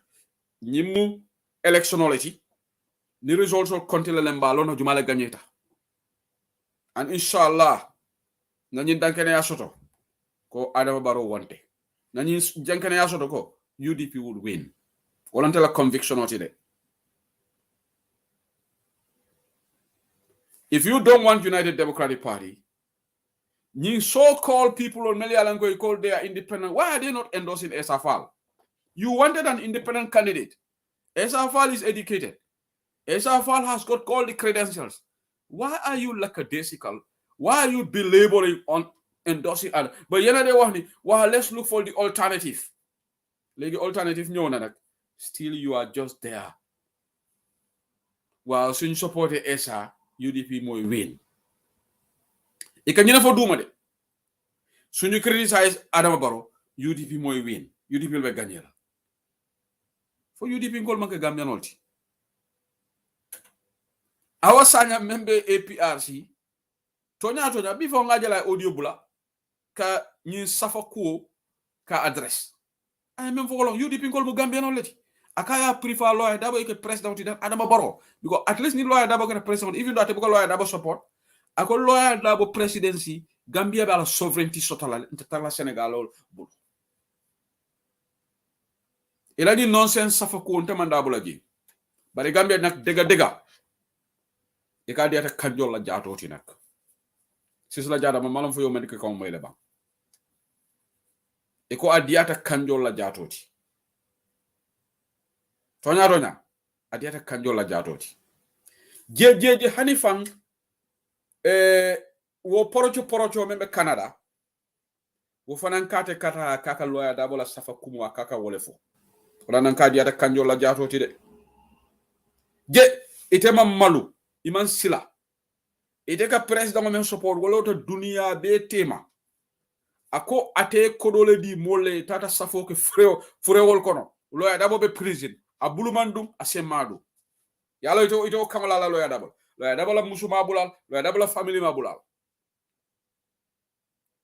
je ite nite malo soto ite ko president men support nga molu moyle ba accuse kanko ikaya dingole sacrifice nte boko bo dia mo kono you know why wo innocent child nte boko la fikala kumaf because that child is completely innocent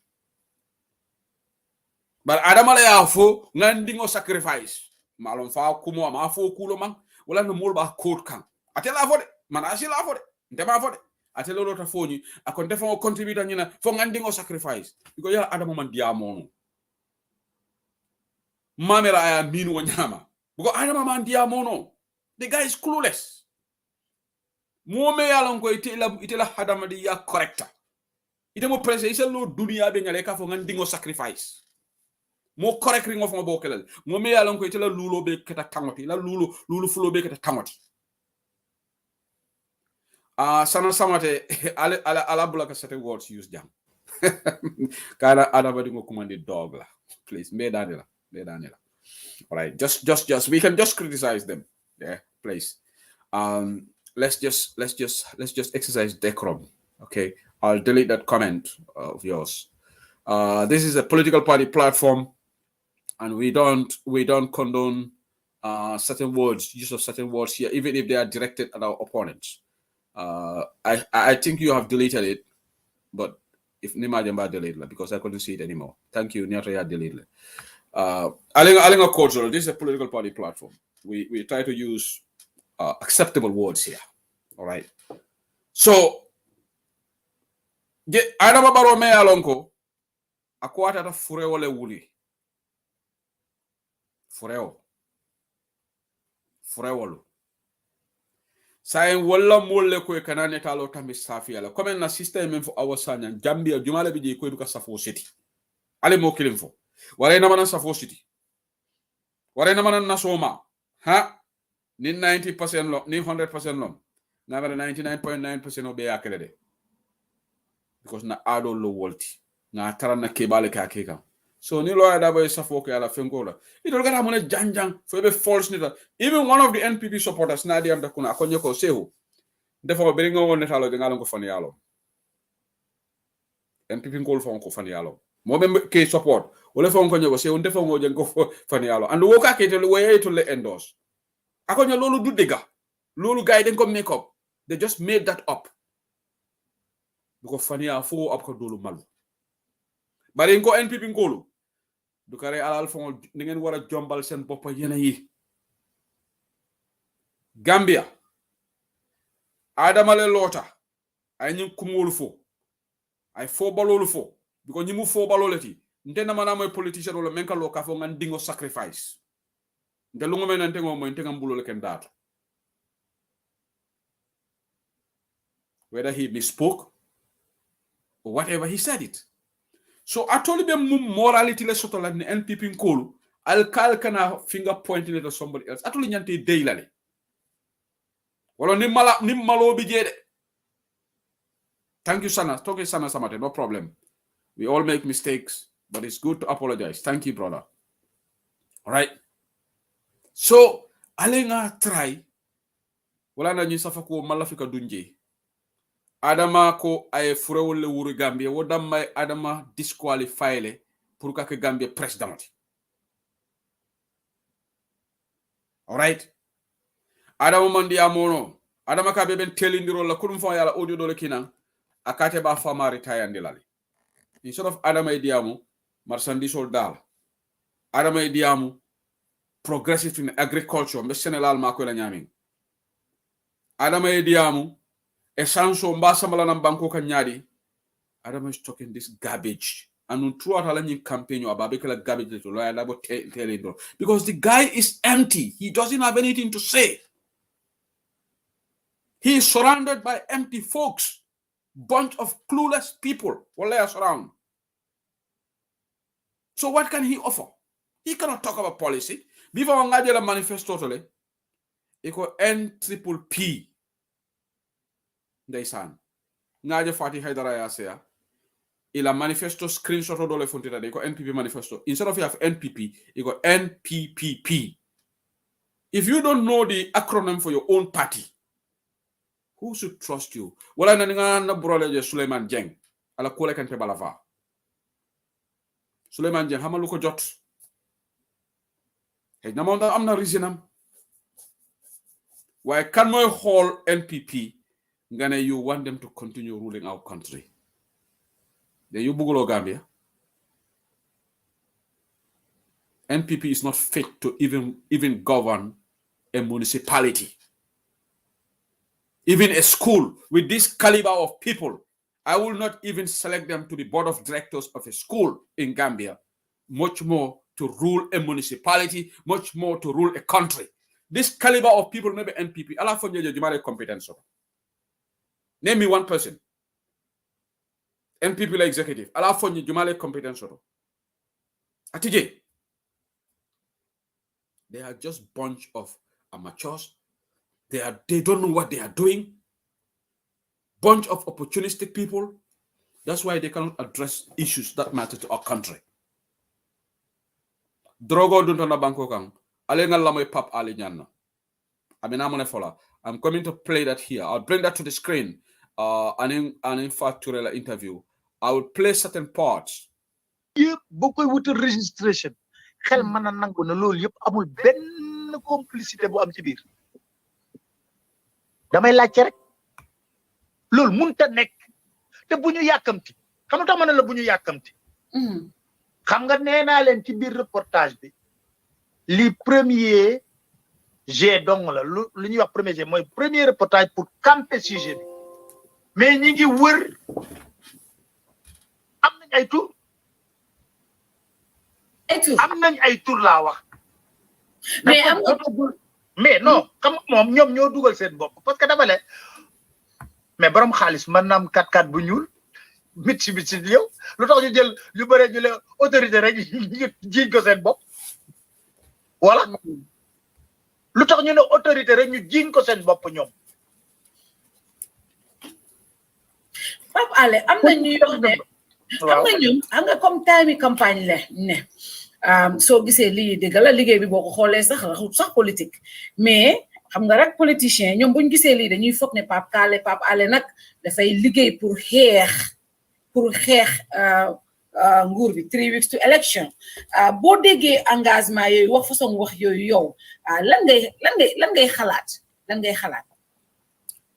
xanaa xamoo ne man sama point de vue ci Gambie sax dafa gënoon romb li gis nga ñun jour bu Adama Barrow defee prestation serment ba may waxtaan ak militaire yooyu man xam nga lan moo nekkoon sama point de vue mooy ñun Sénégal muy militaire yëpp ñu génn ñibbi si Ndakaaru ndànk bàyyi Gambie ak seeni nit parce que république la état la ñu régler seen problème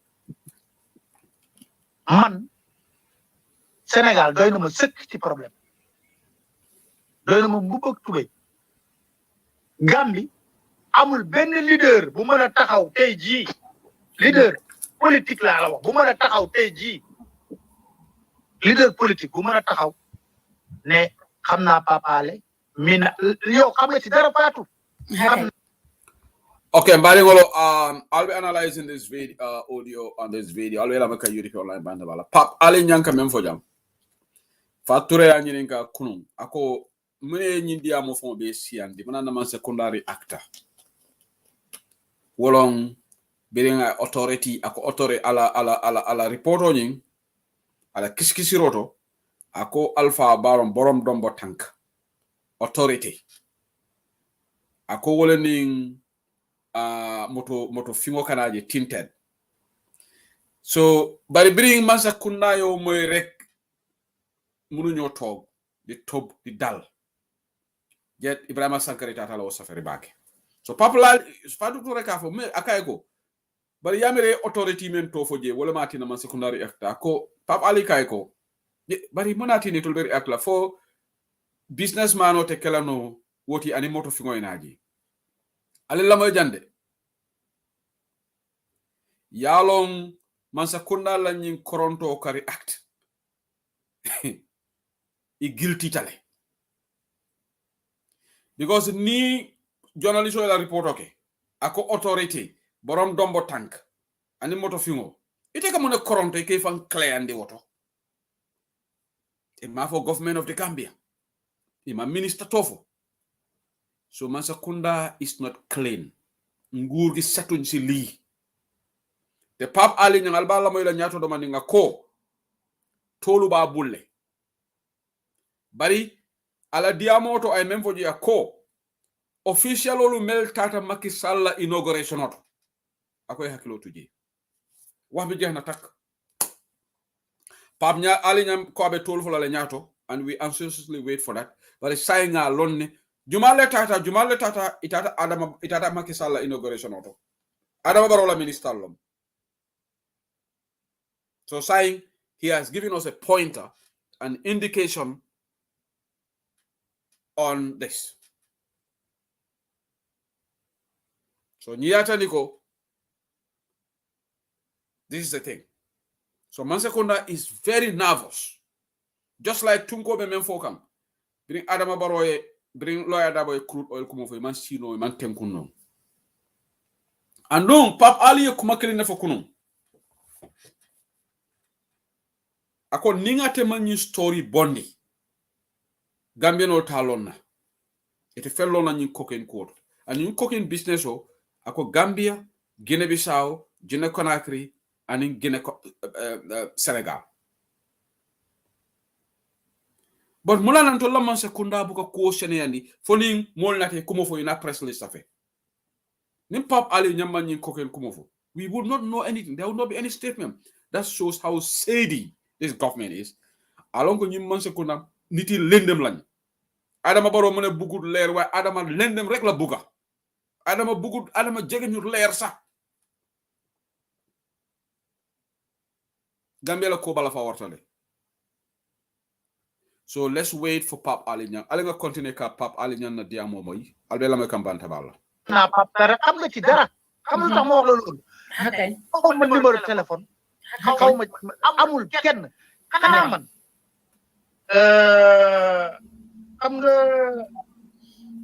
Adama Barrow ba mu faloo def prestation serment bu metti ba ñu nekkoon ba nga xam dama wax ba sama baat bi dee ci défilé boobu fii la ñu fekk boobu laa gëj man astafurlah ak ba ñuy ubbil Mohamed Dia kii TV nga xam ne El Hadj Ndiaye 2S moo ko ñaari yoon laa gëj a teg tànk Gambie juróomi at mi ngi nekk président ñaari yoon laa fa def te liggéey moomu fa yóbboon liggéey boo xam ne du sax Gambie mooy sama télé bi ma nekkoon 2S TV ñoo amoon liggéey bi ma ñëw def liggéey bi àndaat ak ñoom jël sama avion ñibbisi te amul benn leader politique bu nekk Gambie bu mën a wax ne Pap Ale damay wax ak moom damay dégg ak moom damay def ak moom élection Gambie man yow yaa ma mujj wax sax ñan lañu retenir comme candidat yow yaa lay wax ne Pap da nga war a ñëw ñu def ay liggéey voilà yow yaa may wax ma ne la pour ñu def am ay interview ak ay kandaa nga ne yi faatu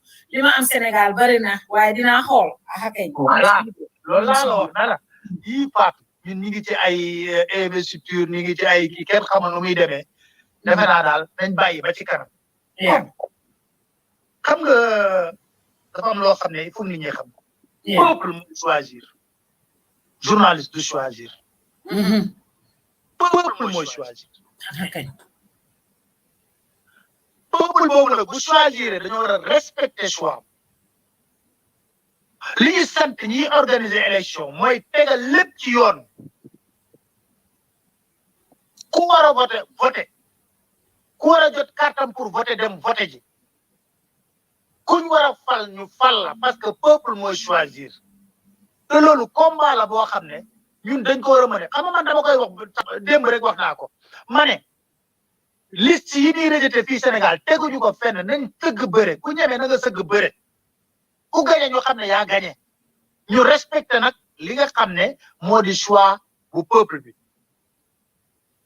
muy Adama Barrow muy Ousseynou Daabu muy Mama Kandé muy comme ñeneen ñi sax miinu ma leen Halifa Sallah Amath Ba Halifa Sallah Halifa Sallah waaw ñooñu xam nga xam naa leen nii de tour parce que bu fàtte nag ñëw naa Gambie couvrir sama élection xam naa leen de tour bu baax a baax xam naa leen de tour ni mais amul kenn ku la mën a taxaw wax tey jii ne mi ngi wax ak papa ku la ko wax rek ne ko génneel ma numéro papa bi amul jokkoowuma ak benn homme politique Gambie damay observer à distance di xool su ma bëggee ñëw Gambie nag dinaa dagg sama billet ñëw Gambie su ma ñëwee ba Gambie bu na Adama Barrow bu na ma du dugg Gambie ma jëlaat samay bagage ñëw fii Sénégal mën naa toog fii Sénégal fii laa toog Sénégal wax ci Denton Bridge ba ngeen ba ne bato bi fii laa toog fii Sénégal wax ca dorog ba fii laa toog fii Sénégal wax ca la ma ca war a wax kon ñun bëri nañ ay pexe yoo xam ne mën nañ ko lal di xam liy xew Gambie te duñu bouger mètre léegi ba tey ci drogue bi ba tey because xam naa ne exhaustuñ ko wax nga ne am nga ay tur ci si sa second reportage bi di nga leen génnee mais ba tey ci liggéey bi gis nañ ay vidéo ay netaal ay nit ay Gambien sax tudd nga leen ndax bi nga defee lii ba tey am na ndax ñooñu réagir nañ ndax reach out nañ ci yow pour mun a confirm ne dégg la report bi nga def lii man la woon lii ak lii ndax amoon nga si ay reaction from some of those Gambians fii am na kii nga xam ne Modou Moussa Sy jour bi reportage bi génnee parce que xam nga dëgg neex yàlla woo na ma wut na sama numéro ba woo ma ne ma moom taxewul laalewul ci wàllu drogue bi moom société Toro de Fishery day def ay registration bateau ci loolu rek la liggéey ak bateau boobu la ba pare nekkoon ci partenariat ci wàllu tourisme côtier mooy bateau de plaisance yooyu ñuy wax mais taxewu ci laalewu ci loolu la ma wax bëggoon maa ngi yor bokaalam loolu man pour te dire ne aw ma lu may nëbb daf maa woo fekk ma jàppoon ci WhatsApp man maa ko rappelé man maa jël sama téléphone woowaat ko mu ne man la Modou Moussa Sy ma ne ko waaw mu wax ma li nga xam ne mooy point de vue am ne ma taxewul laalewul ci drogue bi ne moom dafa registré ma ne ko Modou Moussa Sy dama lay wax ne la man Pape Alé li mu wax dafa leer dama ne wàllu registration bato bi yow yaa ko doon toppatoo te société moo nekkoon partenariat ak bato bi drogue bi nag tuddaguma kenn koo xam ne takk na ci te bu ci kenn yàkkamti bu kenn yàkkamti liñ war a def ñun suñu liggéey di leen ko def ci anam biñ ko war a defee te nag comme anam biñ ko war a defee nag ñun ñoo yor suñu calendrier bopp kenn duñu ñu sonal ci teg ñu benn pression moo tax su ma gisee dama ne Fatou peuple gambien nañ sant yàlla parce que xam naa lii naroon na leen ump bu nekkutoon sama reportage bi du am réaction wallahi de kon naroon na leen ump wallahi kon naroon na leen ump mais nag man li ma ci jaaxal rek ba jaaxal ko ci moo di mbir mi ñu ñu gaawtoo bëgg koo wax te lépp li ci xew ñoom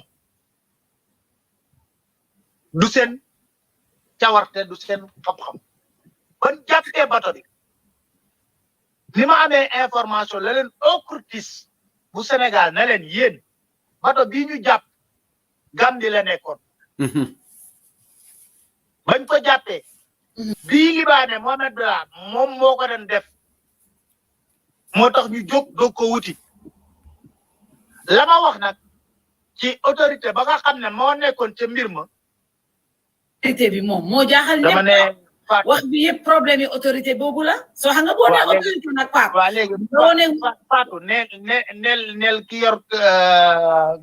yor kaddu foofu ne ko ñi ngi nuyu ña demoon ci immigration OMVS bu mujj bi Macky Sall ñëwoon ñu ngi leen di nuyu rek nen lijjanti foofu ñu ngi leen di nuyu duñ tudd dama junju dafa junju lu ma Pape Ali junju na sislawol sifal men man sura kan moy bake junju wolom ngamera ay koñi finarle man dinkol ka wol ay koñi finarle ako mele tata Macky Sall inauguration lo ako aya fo Ibrahima ji Sankare ay wolu jibe dafa junju na kañ so way ñin tandile ko ñi mansa kunda idabe ñin kotole e kulo njele wala tene ye koke al kulutoti ye dey e sita kan e man femfo ñun dega nguri tapale lañ am Gambia mako wax Gambia no ali ajele ko kibarole fonti kam angalol kafume ko a word for the wise is enough ñing alone ñin dalilo damma kañantele pour mo kana kato fa Adam Barrow wala na ninga moljo diaspora they saw this video they saw Pap Alliance report and they are quiet but you know what UDP they are insulting us anu dol bi je wol mu journalist soleti de they will not talk about this but they will talk about UDP insulting. Are you guys serious? Are you guys having a laugh? You don't want to talk about the biggest scheme of things, something as grave as cocaine business in the country that can harm your children, it can harm your nephews, it can harm your cousins, it can harm your uncles, aunts, your parents, the youths of the country. Itako, you are a responsible citizen. You don't want to talk about that. Completely silent about that. But you will go and have energy. Hey, UDP called Nendiro Dorong. UDP saga. UDP saga. What is that going to change the lives of Gambian people? I think the greater risk, cocaine poses greater threat to our country than somebody insulting on social media. Let's be honest, man. Let's be serious. We got to be better people. Which one is more consequential for our nation? One Samba Pate, one Musa Sedi, or one Sehu Sedili using his Facebook, allegedly insulting you, and the cocaine, which one is more serious? Why? Bailen nyaka faida bi why? The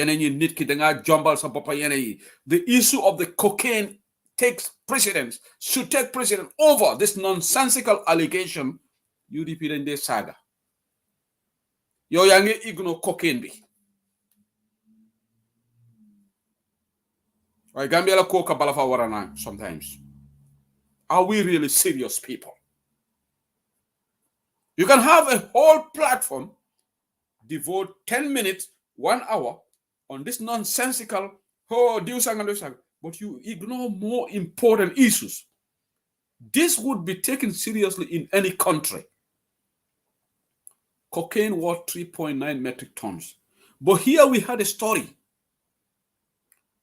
Two Lebanese nationals who have a business in Gambia, caught with drugs by the National Law Drug Enforcement Agency. The matter was taken to court. Selew, eco evidence TJ. They went free. What happened? They were bribed. But you call yourself a responsible journalist. You call yourself a responsible citizen. Do wa affaire drug bi. Why dañoo rey ak UDP dañoo saga ñoo samle. You are just petty. You are not a serious citizen. Marco, take me to a debate, whoever you are. Well, let's discuss this. To me, saga bahut. And that's why we don't allow saga on this platform. am na UDP supporter bu def fi comment ma delete ko the person apologize te we do that time and time on this platform fii duñ fi allow saaga Adama Barrow sax ku ko fi saaga dama ko delete yes we'll call Adama Barrow out mbala jamfa behavior folale wo manke nendirti bara mota Adama nena jang because nendir man tol si jang bara ali nga serious as people ali nga ke banko ti me alonko this is why na banko be tardering because people will spend 3/4 of their time going back and forth ping pong game on Facebook. Hey, do you sangam de saga? Yes, we know. Some people will insult. And it's wrong. Nobody can justify insults. But I think in time of elections, what serious nations do what they do is to focus on bigger issues. Alnane America jele wala Great Britain or Germany or France election nomina supporter solo kadiamu insults la. Wala kadiamu do kukule la. Bankola economy wala kake topical points de. Ika Gambia drone nyin sasai nonsense. Mol me ko ye fongol kumande mo kumala. Ejeti ta ye bansa kunda challenge on drugs, the deafening silence on drugs. Comme Suleiman Ben Souare kamen. Pap Ali nyande nyanta bola na Senegal. Same on our media fraternity. Media fraternity amankal beti. Biko ngalon ko modolu bije. Dega wol ba katakam le foy ka kutu katalakam. Wol dolta e logistics constraint sotole. Ni wol ya min soto iba kelale. Anonke tol fo janne. Su radio, Membe Kering, they are doing a fantastic job. King FM, they are doing a fantastic job. Kerfatu, doing a fantastic job. Paradise, demanding. Nyun tomalu dolu, standard newspaper world, they are just reporting. Nyun tomalu domu yufu ya faleti. Wolu malo mune fo mu journalist ya famoti. Wolu ya mele journalist ya mu muneti, ka fan suti andi man sakundala, pour que la life bete yandi. It's sad. Ndolga drogo soto bi nyina nyante kala kuti Pap Ali nya yebonan Senegal kanando la drog kumo ka be jaba kasero man sakunda dabe nyin koto walati na NPP buka diamu nyin drog kola walati na alnanate mala walati na jalosi be foran kan bari maje Gambia mu duwa bankoleti duwa jabe bankolam imaje alana tamuneke ay Pap Ali nya bondina all the way from Senegal me yalo ita fala UDP ngolom yalo Pap nya Ali nya ita fala UDP ngolom wala nata ay koñinta ay koñimbe expose ay be munefala e dalle be yelere imam masakunda je be deyri ilañin porochol ni la diamo munana imam Pap Ali ñan jabi munana porochol ma audio de daka Pap Ali ñan jabi porochol ya lonne ko ila man sekunda be involved in drug quality bari ñin ko be funtelale Pap Ali ñan ñu la wone gachi ngalama. And I want to thank Kerfatu for this interview. Journalist Yanyente Kanyineki. But it ain't a defante la Facebook or to the wrong. It ain't a defante la Facebook or to the wrong. Journalist Yamanke defante. Journalist Okamuneke. Journalist Okata like a cool kisi. I cool bondi nyoto banku dingoliye. It's not a force to be a journalist. It's a choice. But if you enter the trade, do it to the best of your ability.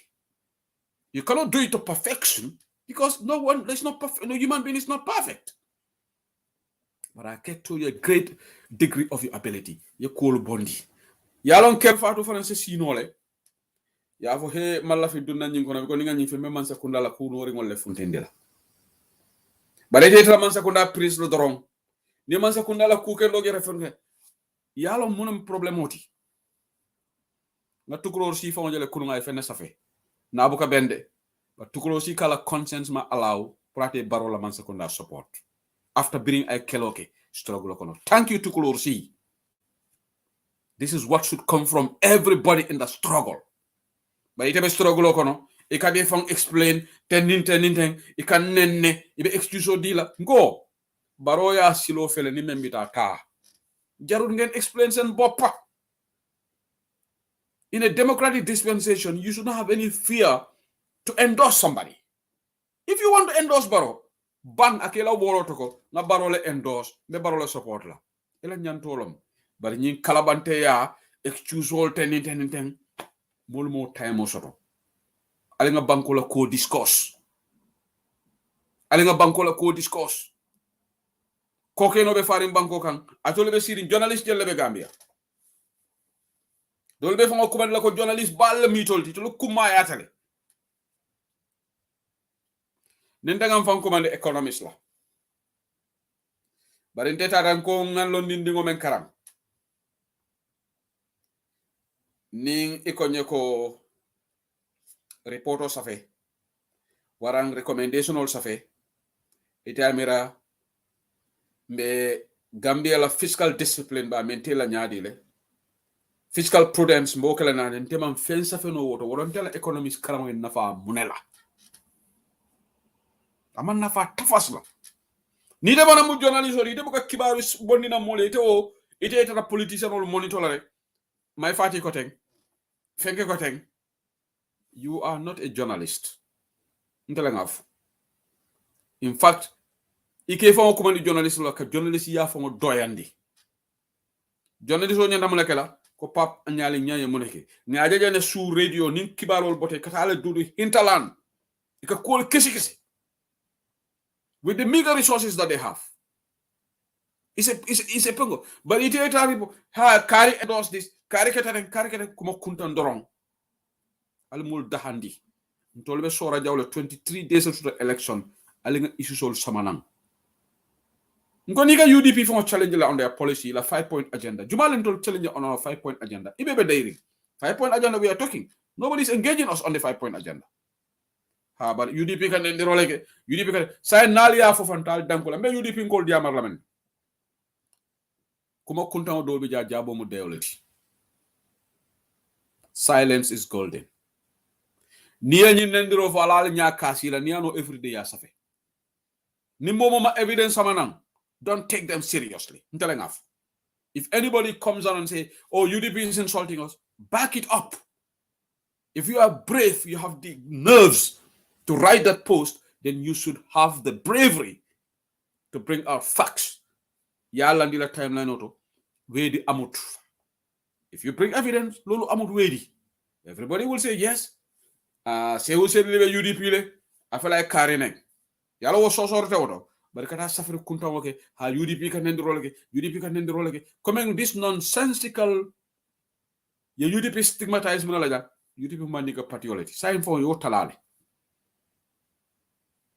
Ha UDP manika patriotic. So say mina mnekala bawo so kutale. I said about audio bijane lafta play la. But Pap Ali Nyan, the conclusion on your video to really caught my attention. All right. It caught my attention. My video is not small. Silla Faba Kera. Kanaga Nyomin Koti. I have a video on the platform that I'm playing. So of course I'm small, but you can see me. You can see me. You know me wala bo Nyomin Golombe. Don't buka cool bondi buka bulba. Aga continue kanya lamay. buñu yakamti xam nga buñu yakamti motax xam man dama xam ni état di fonctionner état bo xamoo li nga xamul ñepp bu ko ñëw na xep c'est foutu bo ñëw na xep lepp te bu ko ko won def lool kon damay wax ne lima wara def man dina ko def te dina def samay recoupement ba xam ne la ci biir lépp recoupement yi may def nag moom la ñuy wax ne booy def ci wàllu investigation da ngay def triangulation ci journalisme jël kii recouper xool ba dajale mais yàlla baax na lépp li ma wax ci drogue bi ñoom benn poñ parce que poñ boobu leen ci intéressé Fatou dama ne la poñ boobu dong moo leen ci intéressé boo dégloo poñ boobu dong leen ci intéressé mais li ñu wax seen communiqué yëpp dëggal nañ ne li ma wax yëpp am na mais poñ boobu rek soo xoolee point boobu rek lañ bañ mu ciw lañ bañ ñu xóotal ko wala ñu bëgg ma pousser xam nga bëgg ñu ba nekk dëgg moo di même bu réconciliation day am. Okay, Ali Lamoy Jang is very politique important. da nga war a am looy jombale sa. Just parce que gënoon na fee métti Yaya Jammeh deful loolu. wallahi bu Gambie di génn nañ ko rafetal wala léegi tey jii lu ñu jubóog ay nitu Yaya Jammeh moom moo tax man damay masawu. ñi nga xam ne daanaka sonnoon nañ ci nguur Yaya Jammeh ba mu am commission ñu samp ko ak loolu yëpp. wallahi loolu dafa mel ni loolu dafay nasaay. wallahi nekk nii ñooñu dama leen di masawu bu baax a baax a baax a baax loolu laay wax ñooñu laay masawu parce que nag dama jàpp ne ñooñu warloo nañ ak ñoom réparer ay tort Human Rights Watch ci liggéey ak ñoom te dama foog ne lii dëgg ba nekk dëgg moo di même bu réconciliation day am vérité day am politique da nga war a am looy jombale sa bopp. politique warul tax politique lu tax ñu war a jàpp ne politique dafa war a salte. wallahi pour falu nguur lu ne da koy jar. wallahi ndeysaan lu bu la jaralee lu ne jàppal ne bés bi nga xam ne di nga daanu tamit daanu gu métti nga nar a daan kon nañu rafetal rek di wax ne waa Gambie yëpp yéen a ngi jëm ci ay élection yu am solo. wallahi élection yu am solo yu déterminante parce que élection yii day consolider seen démocratie nu muy consolider seen démocratie parce que xeexoon ngeen lool sonn lool pour Yaya Jammeh jóge fi nga xam ne moo di Gambie neexul ba neexul looloy dëgg lu ne daj ngeen ko moom moo indi ngeen bëggoon changer constitution loolu moom moo indi timit bu leen ko fàtte ay bakkan yu bëri rot loolu moom moo indi tey jii maayil tout boobu ngeen xam ne lu ne gis ngeen condition yi dañ tëjee li nga xam ne moo di détenu yi ngeen def commission réconciliation vérité loolu yëpp day indi ñu war a dëgëral li nga xam ne moo di seeni institution ak seeni démocratie te loolu nag du nit institution yu am doole moom mooy cëslaayu démocratie kon bu leen kenn xañ seen mobilisation takku leen taxaw dem ci discipline sans violence ni dara. wallahi tànn ki nga xam ne moom ngeen foog ne ci juróomi candidat yi moom moo gën ci Gambie te bu nekkee ci Gambie dina dëgëral Gambie ci wàllu démocratie dina tax institution yi dëgër dina tax koom-koom bi tegu ci yoon dina tax trafic de cocaïne bii mu jóg ci ak lu mu ci war a mën a jóg xeex ko dëgg donte métti na trop. parce que cartel yi nga xam ne ñoo nekk diggante Gambie Guinée-Bissau Sénégal dañoo bëri doole lool am alal ju bari lool te alal jooju nag ama fu ñuy xaaree toujours soo xoolee ci campagne électorale yi lañ ciy këpp xal alal ju bari pour lan pour am candidat boo xam ne dina leen yombalal mbir yi kon élection présidentielle yi ngeen jëm dafa am importance bu ko kenn négliger mobiliser wu leen xool ku leen doy ku ne ngeen sànnil ko ci lépp résultat yi génn ñu nangu ne résultat yi moo génnee ci urne yi maanaam nangu résultat yi moom mooy tànneefu askan bi te loolu nag bu amee nag c'est ñuy ñaan juróomi candidat yi ak lu mën a génn ci urne ñu nangu ko xam ne yàlla moo joxe nguur dama koy rocc wax na ko dama bu may jël nguur dama koy rocc ku mu war a fal nag yàlla rek a ko xam. loolu mooy dëgg Papa Ale waxtaan waaw loolu mooy dëgg waxtaan bi neex na te yaakaar naa ne lii mooy rôle any citizen fal njiit si suñ droit la bokk waaye fal njiit bu baax tam si suñ droit la bokk loolu am na solo ñun ñëpp we are citizens first before suñu liggéey nekk journaliste wala nekk banque wala leneen nekk Gambien first wala nekk sénégalais first moo njëkk a am kon loolu am na solo ñun tam ñuy wax ak askan gi kon loolu am na solo Pape mais xanaa nag balaa élection yi jeex nag dinaa la gis wax naa la nag war ngaa ñëw ñu def ay plateau non il faut nga dem seeti porte parole Adama Barrow ak Adama Barrow parce que du ma ñëw daax ñu daax non Sankare sama xarit la nag du la daaxa nag Okay, Mbariwala Barakabake, thank you so much. Kerfatu, thank you so much. Pop Adinyang. Albela Maka YouTube online Bantalala. It's exactly midnight 05 a.m. right now in the United Kingdom.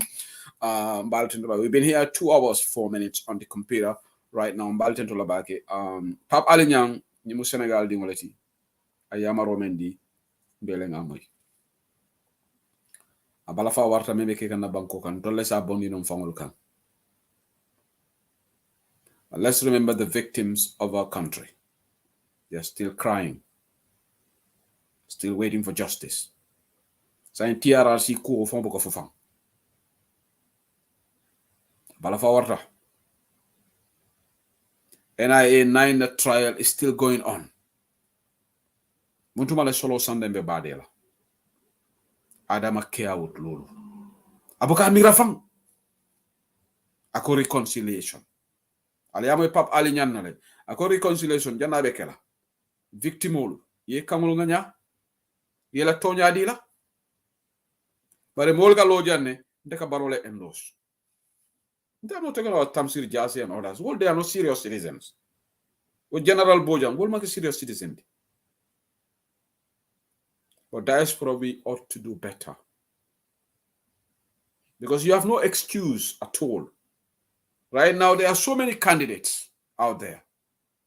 If you don't want to support United Democratic Party, it's not just UDP versus NPP.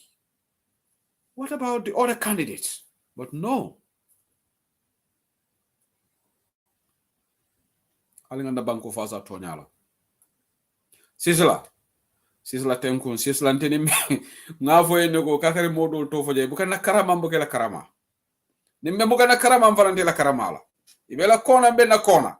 Alright, mena dia mo folale nimme yake tati wa salam nimme ma ke tati wa salam bari nimme man na karama nimme na karabula mfalam la karabula la. That's how I operate. Alright, because ñun dunia kono mo buka mo balundi mbela balobe kabana mansata la ya aka jarndile through somebody, but balwo ka bona mansatalaya. But anyway, let's be serious. Let's be serious.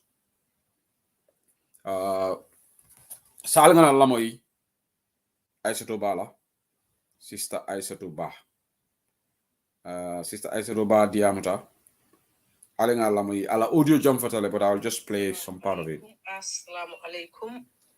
Mbadi Gambian Kolu, Assalamu alaikum, Mbadi UDP Kolu, Assalamu alaikum, Mbadi Gambia din Kendolu, Alnal Badi Malemu Aissatou Ba. Ntele nata don kanying audio bula, ka Fabu Sane, ka Ahmed Jite, anim Baba Jah, kali respond. Ngal jele ko altata foni. Okay, I made a blunder. Oh my God. I was supposed to call this lady and I think it's quite late. Oh my word. Oh my word. I forgot. Our dabo nyante call around 10:30. I got carried away. I apologize. I will definitely share the thing here. The Fenko GoFundMe link. I do apologize. I think you definitely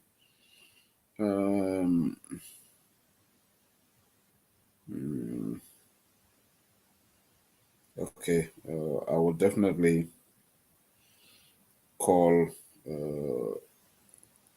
I do apologize, sister. I really. Okay. See, I message you from Kinyalan. Thank you. I can't announce wrong. Yeah. I will definitely do that. Thank you. Okay, I will just announce it. I message you Kinyalan bad from. I do apologize.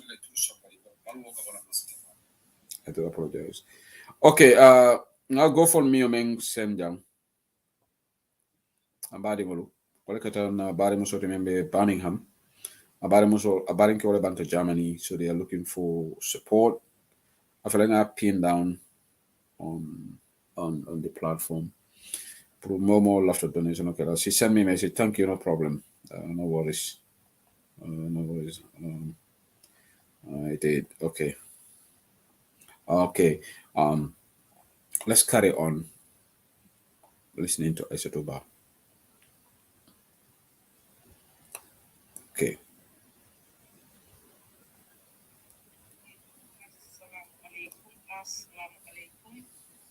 Thank you, Aisatu Njai. Assalamu alaikum bade UDP ko. Tafanga yalo no ko eminul tara wol manke nyama tolti.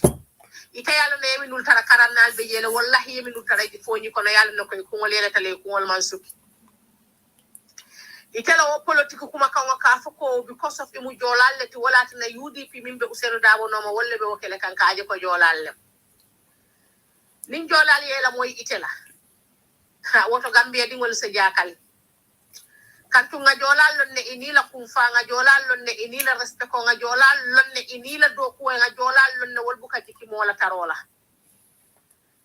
Woto nga jolal lom minna wala mu wol manke tulu kilinti. Ikela moyla adi kuma kangolon kuma ko ya wulindi dawo dala inyanta bo inda damen to ya lon no jola dingol ye kulu nyala le ye kulu kuma kangola ye kulu la moyrola ye kulu nin kuma ko boyta ali baje la nyaadi kala fi banko la wakana na ali yafu kalbe banko dundi la nyokono kala fi nyim banko la kala fi nyim sira wala ka adama baro murundi je al nan la corruption groupol wo kana na ali yamro kalbe gambe dingol kungol dundi la nyolale gambia dingolu Gambia e duwale soto alfalle duwata Gambia kono altol nyante fonyon nale aliya kata ba kele ka tribalism dundi Gambia aliye up and down kele ka tribalism dundi Gambia alla president mi yalo ko wala banko bela alfati wala number 1 ti molbe nyante la moy lanu minna biray tribalism ko commencé Gambia kono bare Gambia dingol mela moy no wala ikoy tela moy lala woto altol do yata bakele kurale futi Gambia kono aliye Gambia dingol ko dundi yola wala gam mandi ko ni yola ko sendi yola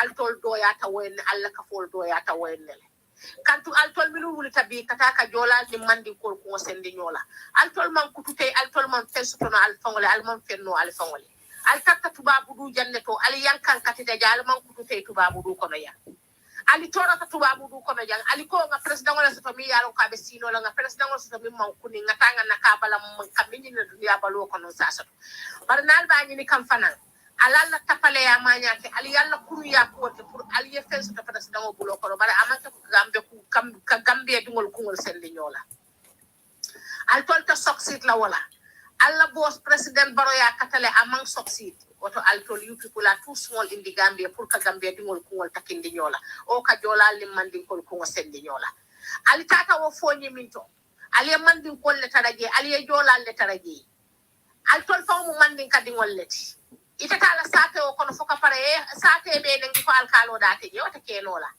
altol min be diamural ko mandin kolu wonde be jola lu keleka nali ali fongol gondi mandin kol kono mule be tulaje fenta tulaje woto altol kat diamu la fami kali fangol dundi diamo kono ali bukalo fang ali yemin fo bawo mali bile ali man politiki long albe kele kam mi yemi mu president bata man politiki long ay tatti bay tatti le long banku wa fo le mo ani luwa bungu luwa so ay wala long so woto nan tol dun tabbi al carte campagne yola ali man kuma so talbe min fola fali ko ali nga jolal ni mandi kol ko sendi nyola isaje se carte ke so din tolla lim tol ngan na carte o so tom pare tan se dom fu ko nyaamu fo ñu dingol le nyaamen tal tolti al tol kunu al tol le nungu senu dabo ne UDP al tol belle be nyokannu carte be ni ka wato min baron zain tala bota UDP alota ase independent amanta la parti kilinta ya nominé ya carte fayay ay ya jamme won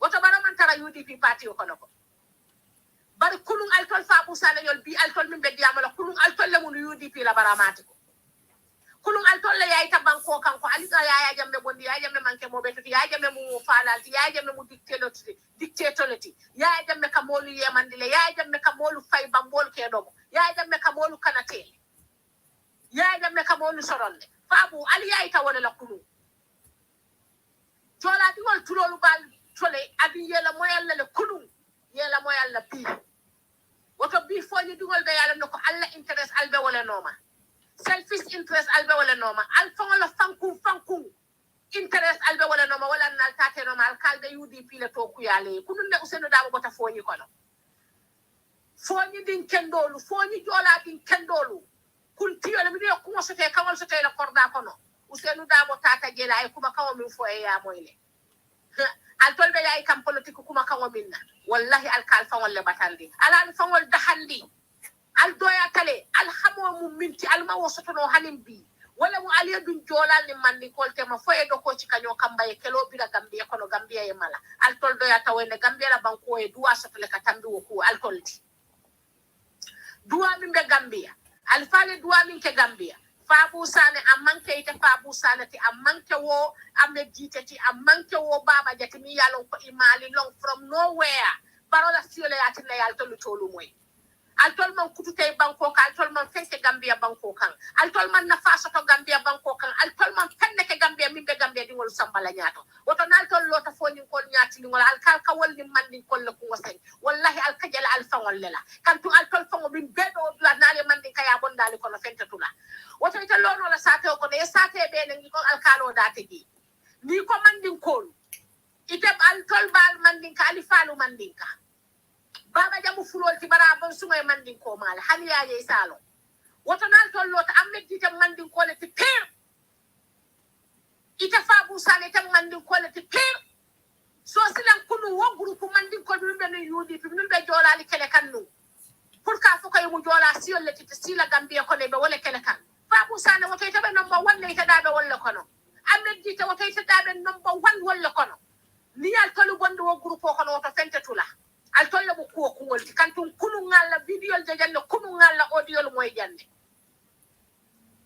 woto al tolta dunno la foñi dingol ni mandin ko lu tema al tol doya ta woyenne bar silanna al jakalta bar NPP ko lu silanna al jomolta NPP ko lu Gambia din kendolu mume momo ko pour Gambia la nyatata momo ko pour Gambia be bo toro kono ani bata kono ani tribalism kono wallahi woltela moyla altolla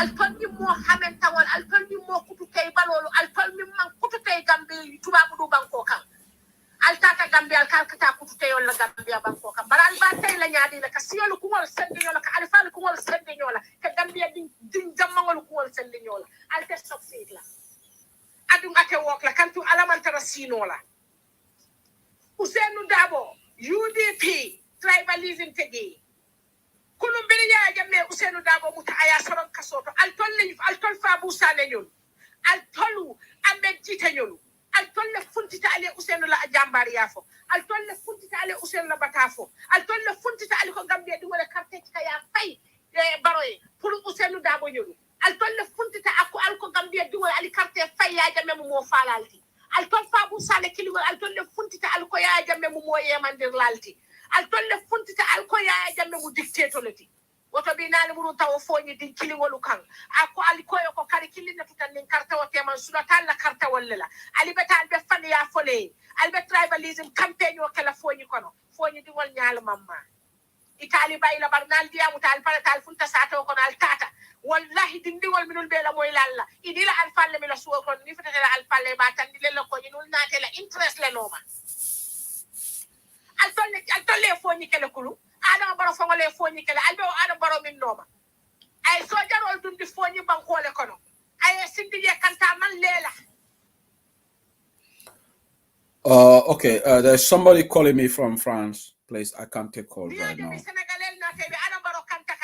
Wallahi altol foñi diwol ni jolal altol aman la altol lela kantum akoy yaya jamme altol be mu jolal le te yaya jamme albe wala difen kan albe la fri yaya jamme lela adum security ñu ko ne jolal le siata woto naye jolal tambindi ya tana la dimbayalu kanta amman koy yaya jamme na la jola security ni ise den no le kambe ya kude ta ya bondi wosiran kan wala ya tinna bi jolal doron ne ya tinna bi adama baro security bondina from outside will not take a kanta state house okon wata jolal nyaal mamma jolal kuma be yelerinde jolal yalo ne be min kala jolal yalo ne be si wala ndel damenta jolal yalo ne muno mu toñati jolal yalo ne muno mu faniyati jolal yalo ne ko ali wulita ka ban ko le standing wala bare altawono la aldoya tawoyene hey ali fanyo MPP ali fanyo baro andini la molu ali fanyo ale kuma ko be falin janne ale kuobe chikale kulun aliye min kele aliya chikali yabe ele mande alko albe UDP ni jola alle takidi la nyola pour ka banko soto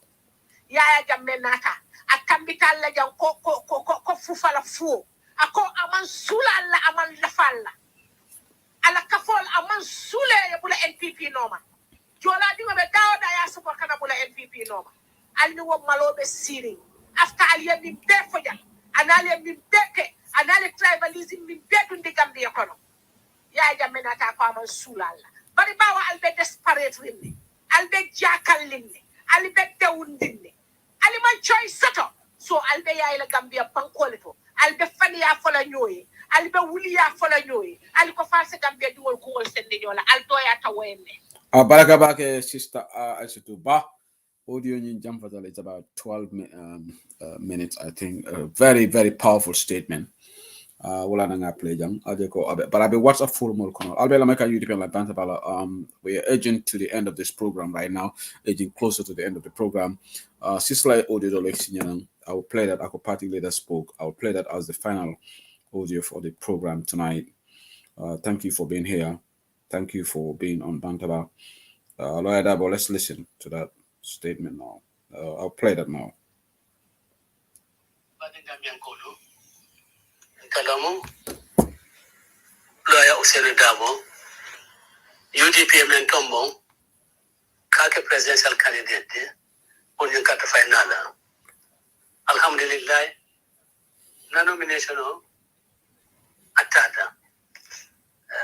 Kamemfo, nadra kafoko, fenomu, nyanta mentela, nteka lesai. Be kata ifayonye, nganyati wala. Patiwa me yelondi de, alata mela, memala hamote, wala mo, nyimbanko la hamo, pagambia dinga hamo, gambia dinga lafna kuo, pour kodo ku kenyati wala. Aliajere, na memfa na 5-point agenda do. Sano bunda, lafta men na jelo. Kado kuka, sano ni kayiru wandi bankoka, mwoli ya paraka, senoto. Mafo kwa mwali ya dabandi nita ya konko duwalita, kasino kala. Na yaro kama be mwali koka tila. Hani, lafta men kana faminera. Lafta men na, walong, banko nying, sa fan, palundino. Adun sakeno. Sana banko bembulle. Alhamdulillah. Ale so jiofana na ba jiofana na. Me yalon kafoko. Sa malon kunole. Simfa muna fanwala le. Punna seno nyi ayajiru wali.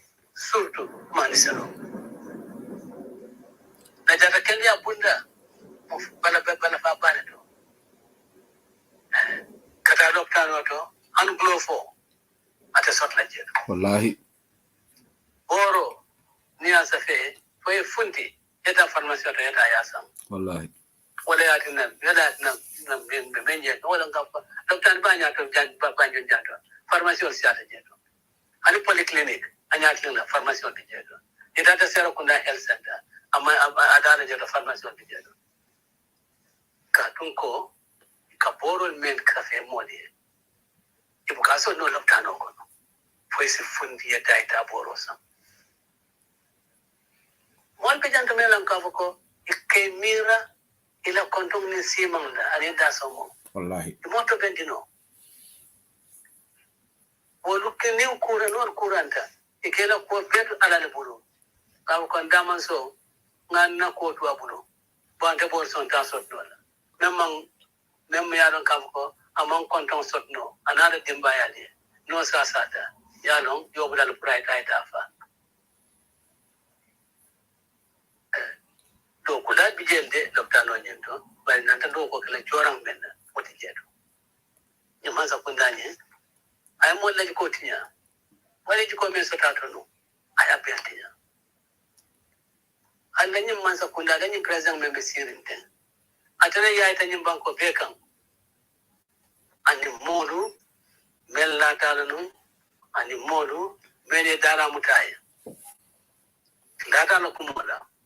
Ilata ka be men fo ka wona mo gambe la Gambia la nafade kada Gambia ko dia ko naade kato dinte la fonga nyeta gel wa ko le na tale janto membe kala banko la marla luwate par mun kata kamlo luwa ko to ya dada ya nati anana mol mel be dipte bunko men man la Gambia la luwani ya ta ya monyo ya fay banda ada na atella ko do men dab dépense to million keme million tang ani woro ado ala dépense to ko do stano no dula ko jamal topoto alla loktano la loktano la ko bunda do jara jaga sano bunda asko jamal gana jeto membo ko tuturu kendolu membo ko jambandolu aso na so fenkele baro ko do ni kata nyaadi ne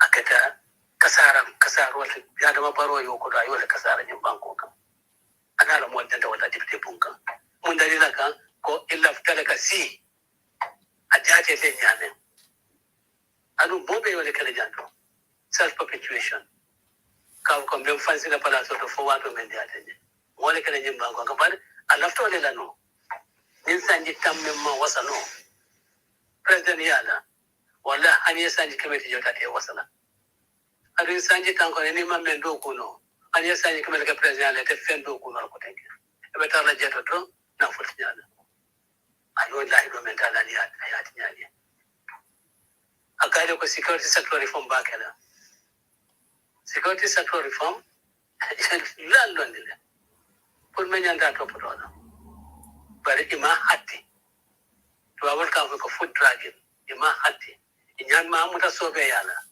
menyanda kana to manso na kana hani bi wala yakinna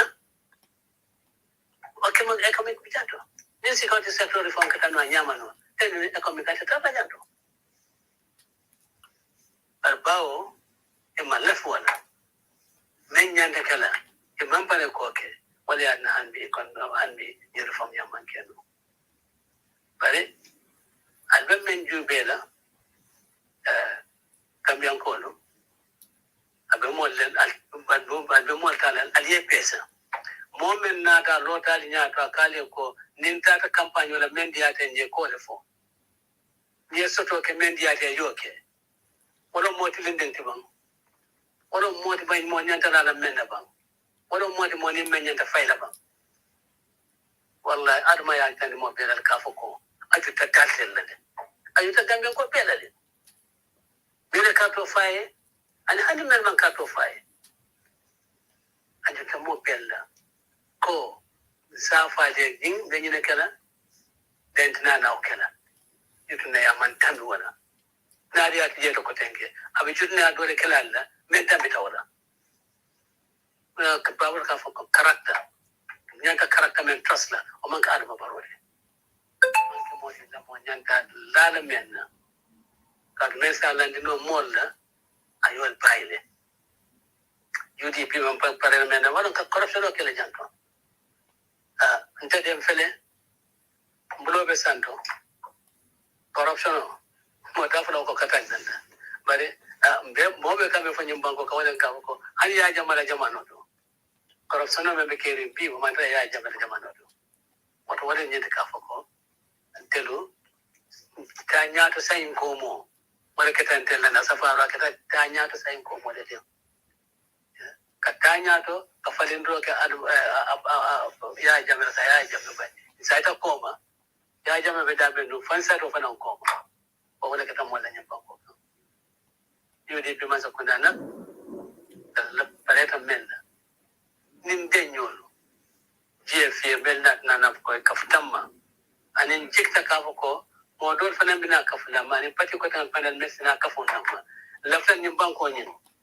na doko a kenyon tangte dunia molo yang bunya dunia molo na nyaton ko li bunya dunia mol ka karan na minister ko mo kuma ka karan na nyaton ko mo kuma ka to mai daji ko le ka kende mol ke ko mo ko ni ko mo kuma ku beto wala de o manke kasite ba me yanu ka fa ta fa de nyala bari ba fa de ko mo de wo mu ko le de nyam mem ma nyana kala bar mo nyante bo la bar wala benna maral lan nabi sen say yalon ka fa ko opposition on the opposition to moment be ya jame kala to fe ya ka ko amanya nyimba ko kan bi anyan kan de ke kan why ya lafta kala fo mo do lafta fo ko nga do nga ya jame to janto ba wo mo mo lete be ya ka ko ko ta profile la ba nga ka profile mo dalilo ka wo dalilo imana na tamando wala wa na murata kan ko tenke ka fa lo kal ka to dinda wala gam don kal kana son wujudu na lan kana son yin na jutu na ya ma ba samba na mo kan an kana son wala alta December karotil nano al be danna ale boy to jibe me yalo ka boto moy neto mun ko no anun chloro ta bala moto mun ko do mun kabrin santo foduma ale ala ka to kijeto ala ka to kijeto nin jefe anin mel fanam bin dikta mel fanas na kana kafuma ngasto ngan mo flasinglam yim banko ni na adoku na bondi pour momaringle momolo anin momolo la momolo nali okay wadal man gambia jamfa ba nale ka to fay alma baroy wadal gambia jamfa adu mamira gambia tim fem bela fla kela banko ni ka jamfa gambia ni banko sama na to bola boy kala bar kontana wassalam. Okay, Mbadi will work at a lawyer Usinu Dabati, UDP la Nyatonko, owning the flag bearer for UDP, the UDP la presidential candidate for the forthcoming presidential election scheduled to take place in Gambia on December 4th this year. Mbele nga nyimo nyola, ayama romendi very solid points nga kumol men for Bantabajang, Seno Bunda Lopitano Global Mansoto, President Adama Barrow me alon konako nimbe nyindirola nabe nyindirola memo mendiata be wala fola banaya soto dajiko the character of the individual la dabo ya summarize almost on daily basis nka kumol me alon kon haklo blandi wallahi namanke Gambia yati Adama should not even get 5% of the votes meta nyim fola lije but obviously dolba support kan ne fonkum nal bije hasi dol bije Doluje will support Kanye because of Malafi Karela. So obviously because of that, he's going to get more than 5% for sure. But Amanya Nasotola. In a normal situation, Adama should not Adama Lamanyana Lola found. This man is about $200 million is rich. Within the short space of time. We stand maintain the story. Adama Baro Dola like 300 million babulu. Assets all men sort of mototaw worole babul NPP. Neo motor be value. So Adama Barrow assets sold Tambita $150 million. Until we still maintain the story, because Adama Barrow is over $200 million is rich assets. Muto Adama Barrow yo kodobani mitole. Moleka one of the UDP online bantaba admins ko I video le kinyanang short video lom malon jamalom.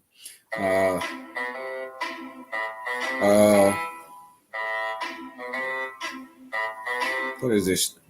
Nancy, are you still committed to those 3 years, or could you decide to stay longer as president? This is the agreement. That's what we agree on principle. Okay.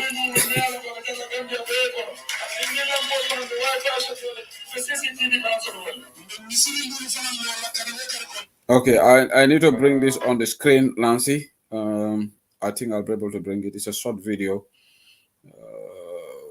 I don't know what all a video or otherwise we will bring it, play it. I think I can bring it on the screen right now and play it there. I'll just take these ones out. Let me just take this one out. Okay. I will just take this one out.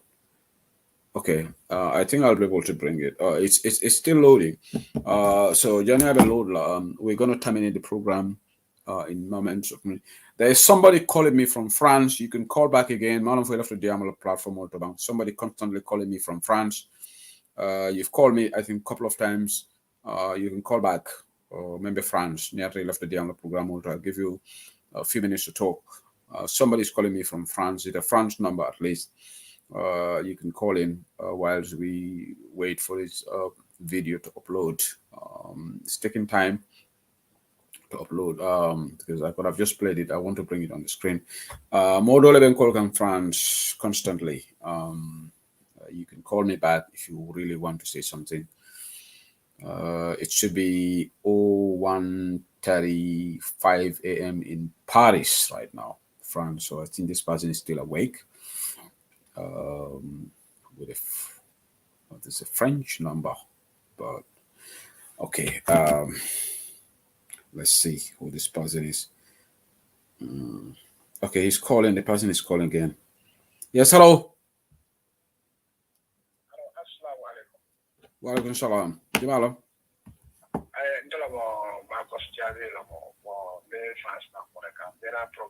It only Marcos Garvey. What is the real name before that is your pen name?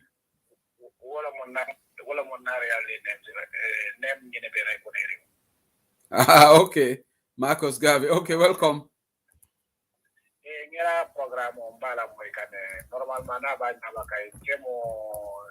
GMC 100%.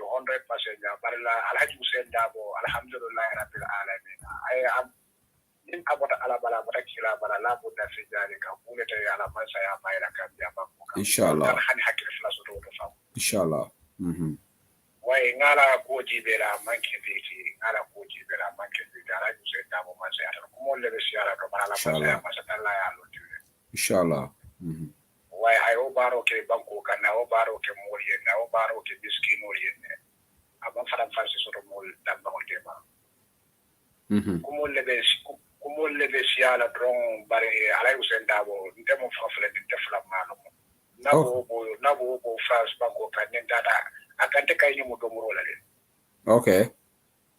Why namo la bare mansa ya kay comme mo lebe hakil flare pro mala mansa ya ka Oh, you call Marcos Jabilom, could he? Why Marcos Jabi? Ah, okay. Sorry, apologies. I thought it was Garvey. Okay, Jabi. Okay, No, Marcos. Gabbi. Oh, Jabi. Okay. Now I got that. Yeah, it's a Jawla correct. I got Jabilom. Okay. All right. Baraka bake. So itela kumo moyo dia. Alama ale lo kumo aya. Allahumma amin. Miano asafe mahani hakile flasu tule ngala koji ala mansa ya ngajele mahani hakile flasu ta ku foto. Ni sano na kuna mausafe ya lon bimu November karo tilita ninkline. The sign is the 11th of November here is early hours of Thursday morning right now in the UK and France. So right now, so could have 513 people have a computer on Facebook and YouTube. Mojamale be lamega mo kemelulu ni feng belbe computer right now mo kemelulu. Still mojamale la kumo mo. So ngala will be ba safela. So nga safeda ite ole for right? Ya safe yen nan no batante mu tebe GMC 100% tebe mai amat fatire. Barakala ganya on sitale nga ko jibe ya. Green card saba ko manto nga kumo for social media ko tebe social media ko afko mo ndi be ya safe.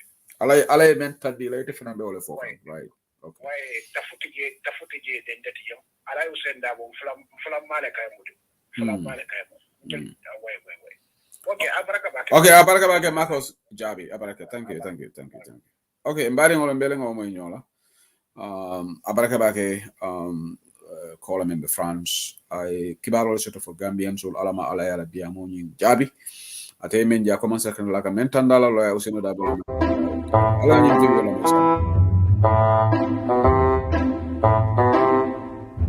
Are you still committed to those 3 years, or could you decide to stay longer as president? This is the agreement. That's what we agree on principle.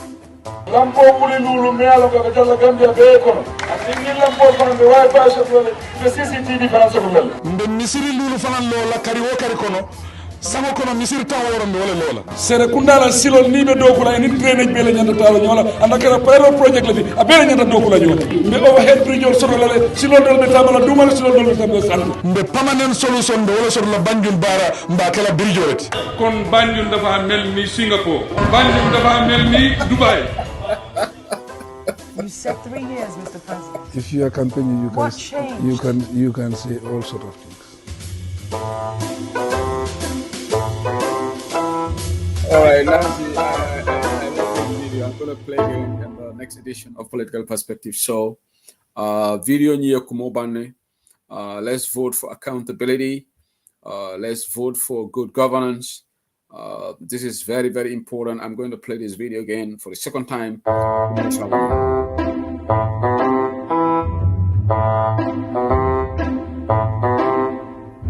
Are you still committed to those 3 years, or could you decide to stay longer as president? This is the agreement.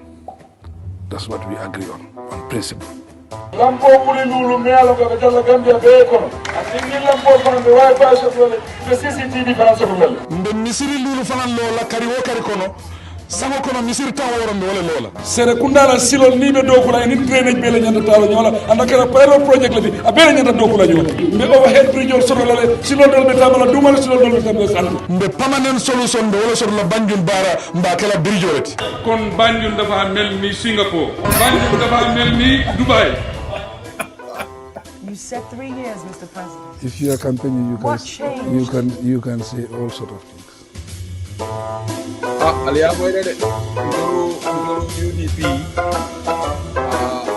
UDP dega ndolo ka tonyale falie aliamo adamo brole fon la ko when you are campaigning you can say all sort of things and for the maneka konfanale akoni be nyini ndolo me moment diata yake bani shisa thank you so much mele nyim video dada nka adama seinda kamburla kumokan ako misiri taworo be lolale banjul bara bridge be lolela ako akabe banjul Gambia kala ko Singapore hanisa en kunul ni wala ka ti. So let's vote on accountability.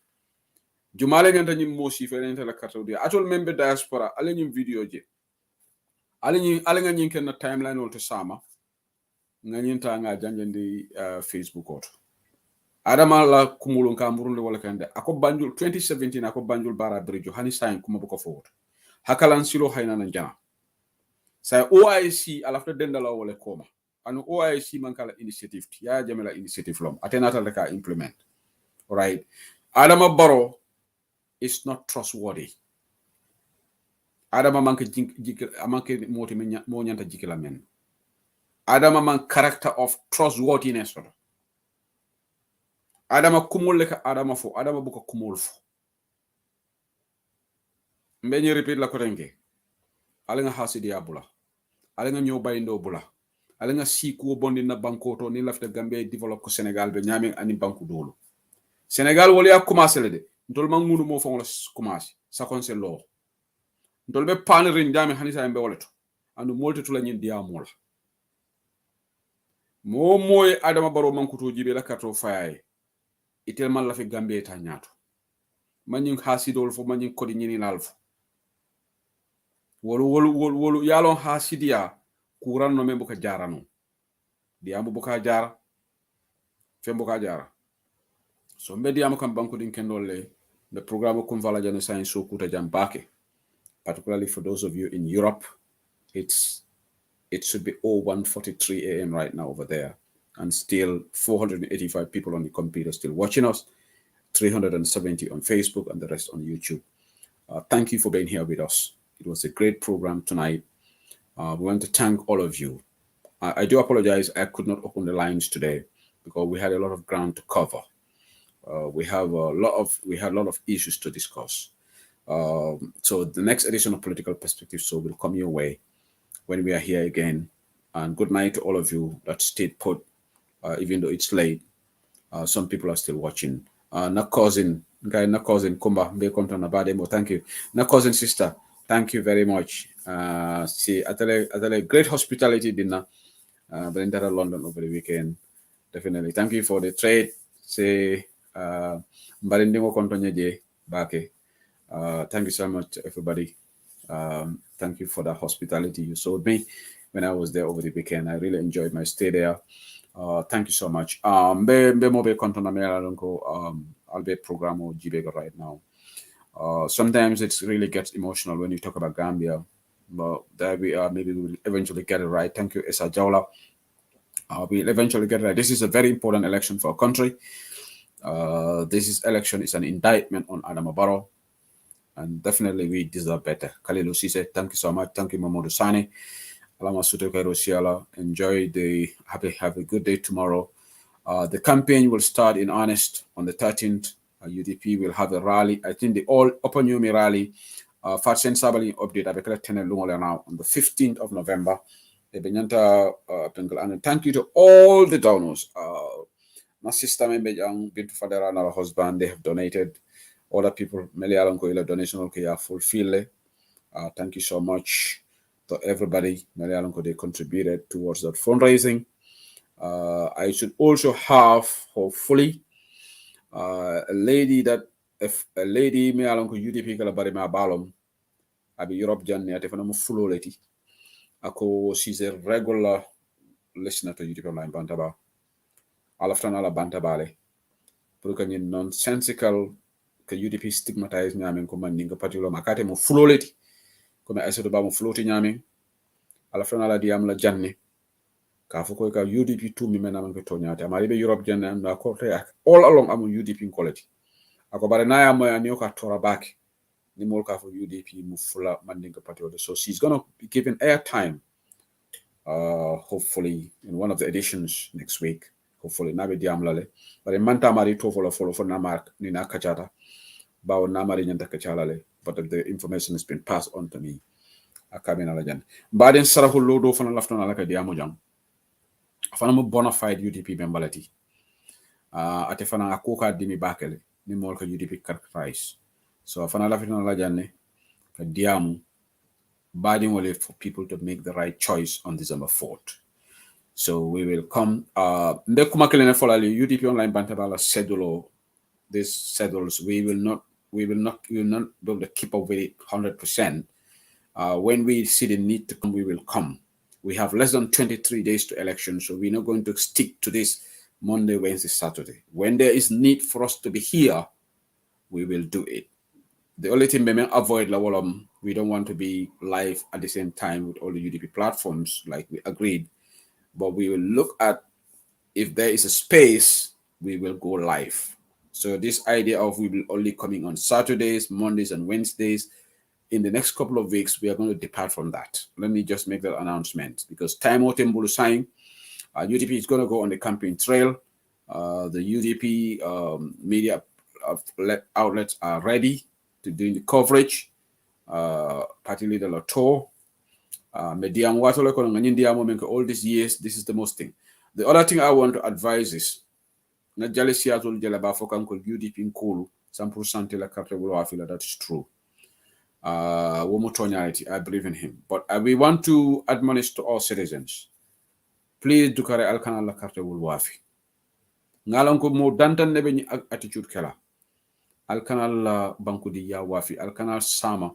Al dingolu al mama ringolu ke la banko kole andi because of ite nafan dingo soto me alon ka ate tambala karifula ñu ngi tej programme bi fi te man tamit ma ngi suggest UDP this campaign bu wax jigéeni nañ gëna wax.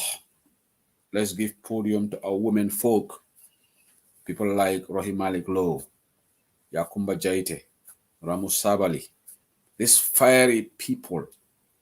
Ajayam Sek, Ajayamunda Geyabo, the list goes on.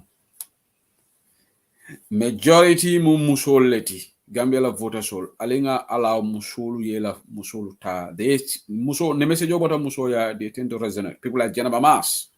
Janaba Mas is in Gambia. Alingebola.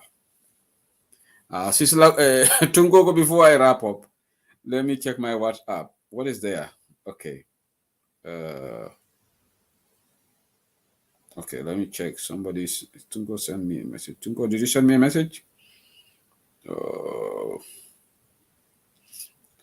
Let's see. Tungo, a message or Kinyaba? Where did you send it? Let's see. Okay, let me merge it for it. Okay, in fact, I was supposed to thank you, Tungo. I was supposed to read this. Thank you. I saw this message in the UDP WhatsApp media WhatsApp group. I saw it there. They said it there. I was going to read it at the beginning of the program. The Independent Election Commission IEC hereby informs the general public that replacement of lost, stolen, or damaged voting cards will be conducted from 15th to the 21st November 2021 at IEC regional offices in Banjul, Kanifing, Brikama, Krewan, Mansakonko, Janjambore, and Basse. Replacement of a voting card will attract a fee of $100. Cards to be replaced are those issued in the recently concluded general registration of voters held from the 29th May to 11th July 2021. No new voters' cards will be issued during this exercise, signed by Aliu Mamarjai, chairman of the Independent Electoral Commission. This is the letter that Tunko wants me to read. In fact, I was going to read it. It is no longer strategic to buy voters' cards. So this means that those who allegedly sold their voters' cards to NPP can have their replacement cards. So somebody said this. This will be definitely discourage the alleged voter buying. Otherwise, you will just pick 5,000. I can remember the wall buy a replacement. So the NPP a moment of voters' cards.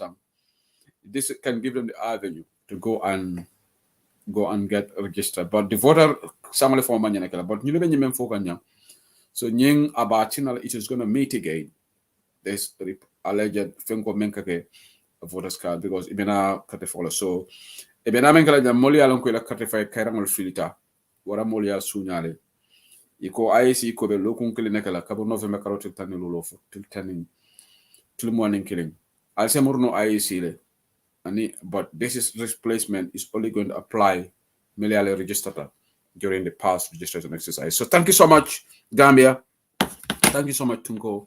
We're going to terminate the program here right now until another time. So thank you to everybody. Good night from UK. Alabaraka. Thank you.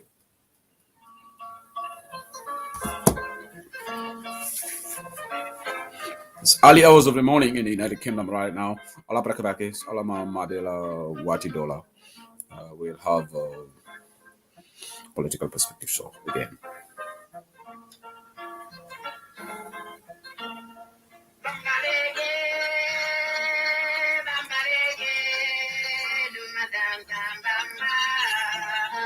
Jerejef Mamat, thank you.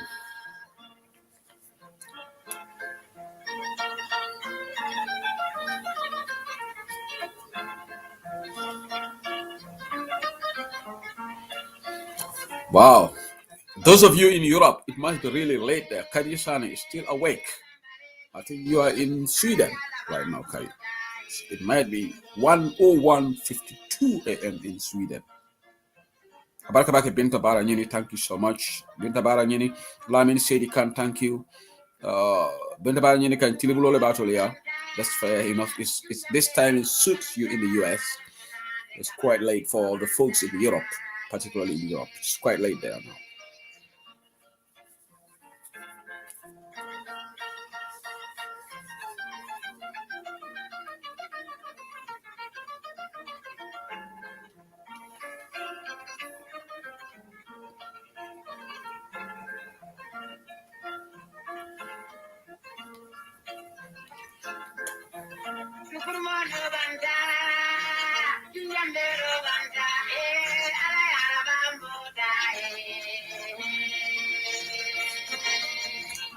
Thank you so much, Yankuba Jame, on watching us on YouTube from Austria.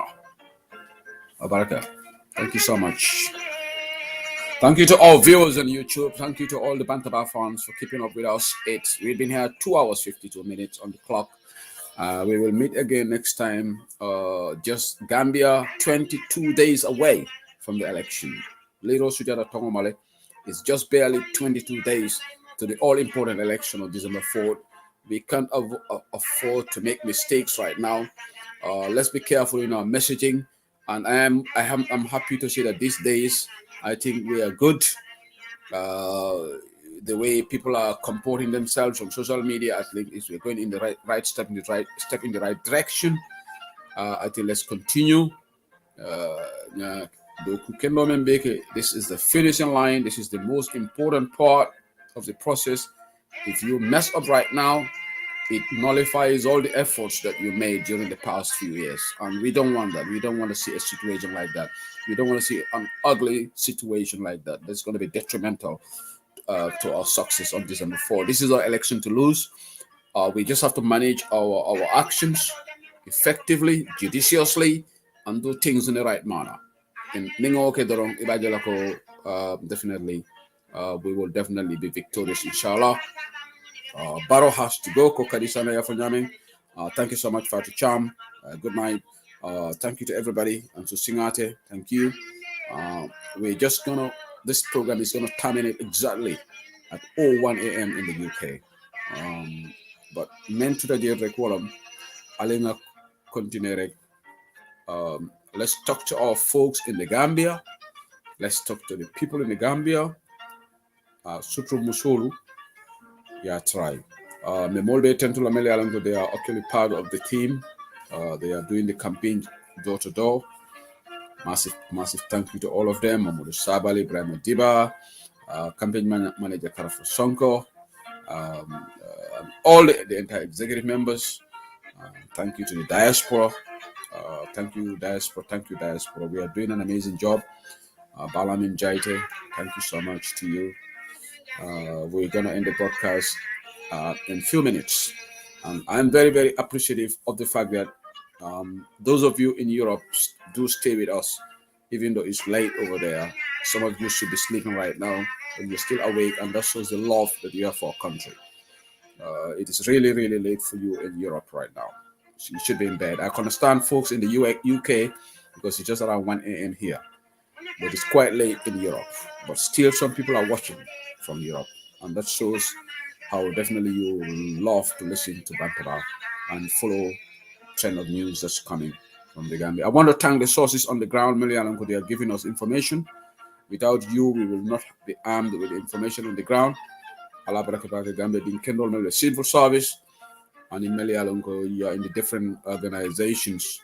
Alka information on the mall. We really appreciate each and every one of you. I will let Lalo Kebala musical play for a minute or so, and then we're gonna end the broadcast. Have a very good morning to all of you. For those of us in UK and Europe, enjoy the rest of your evening if you're in the United States, or afternoon, wherever you are.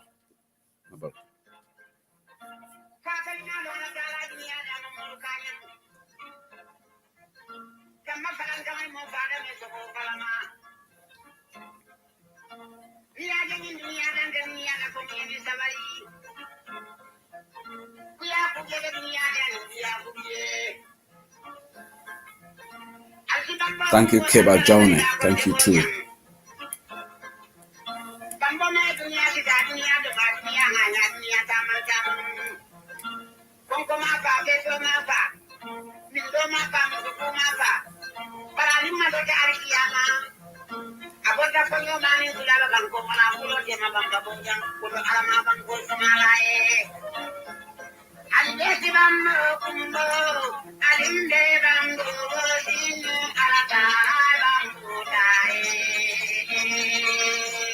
Thank you, Ba Alaji Mama, the dance hall. Thank you.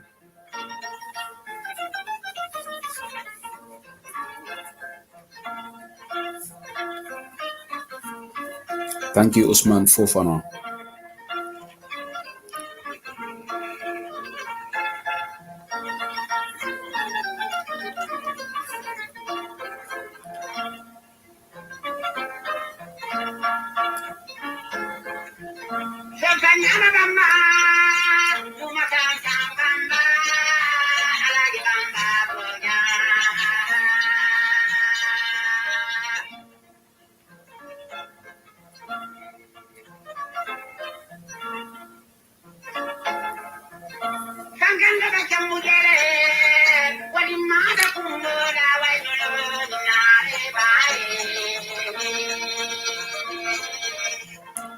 It's 10 a.m. in South Korea.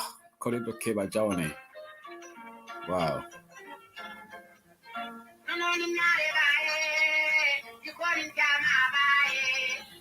Early hours of the morning. It's 10 a.m. in South Korea right now. Okay. Interesting.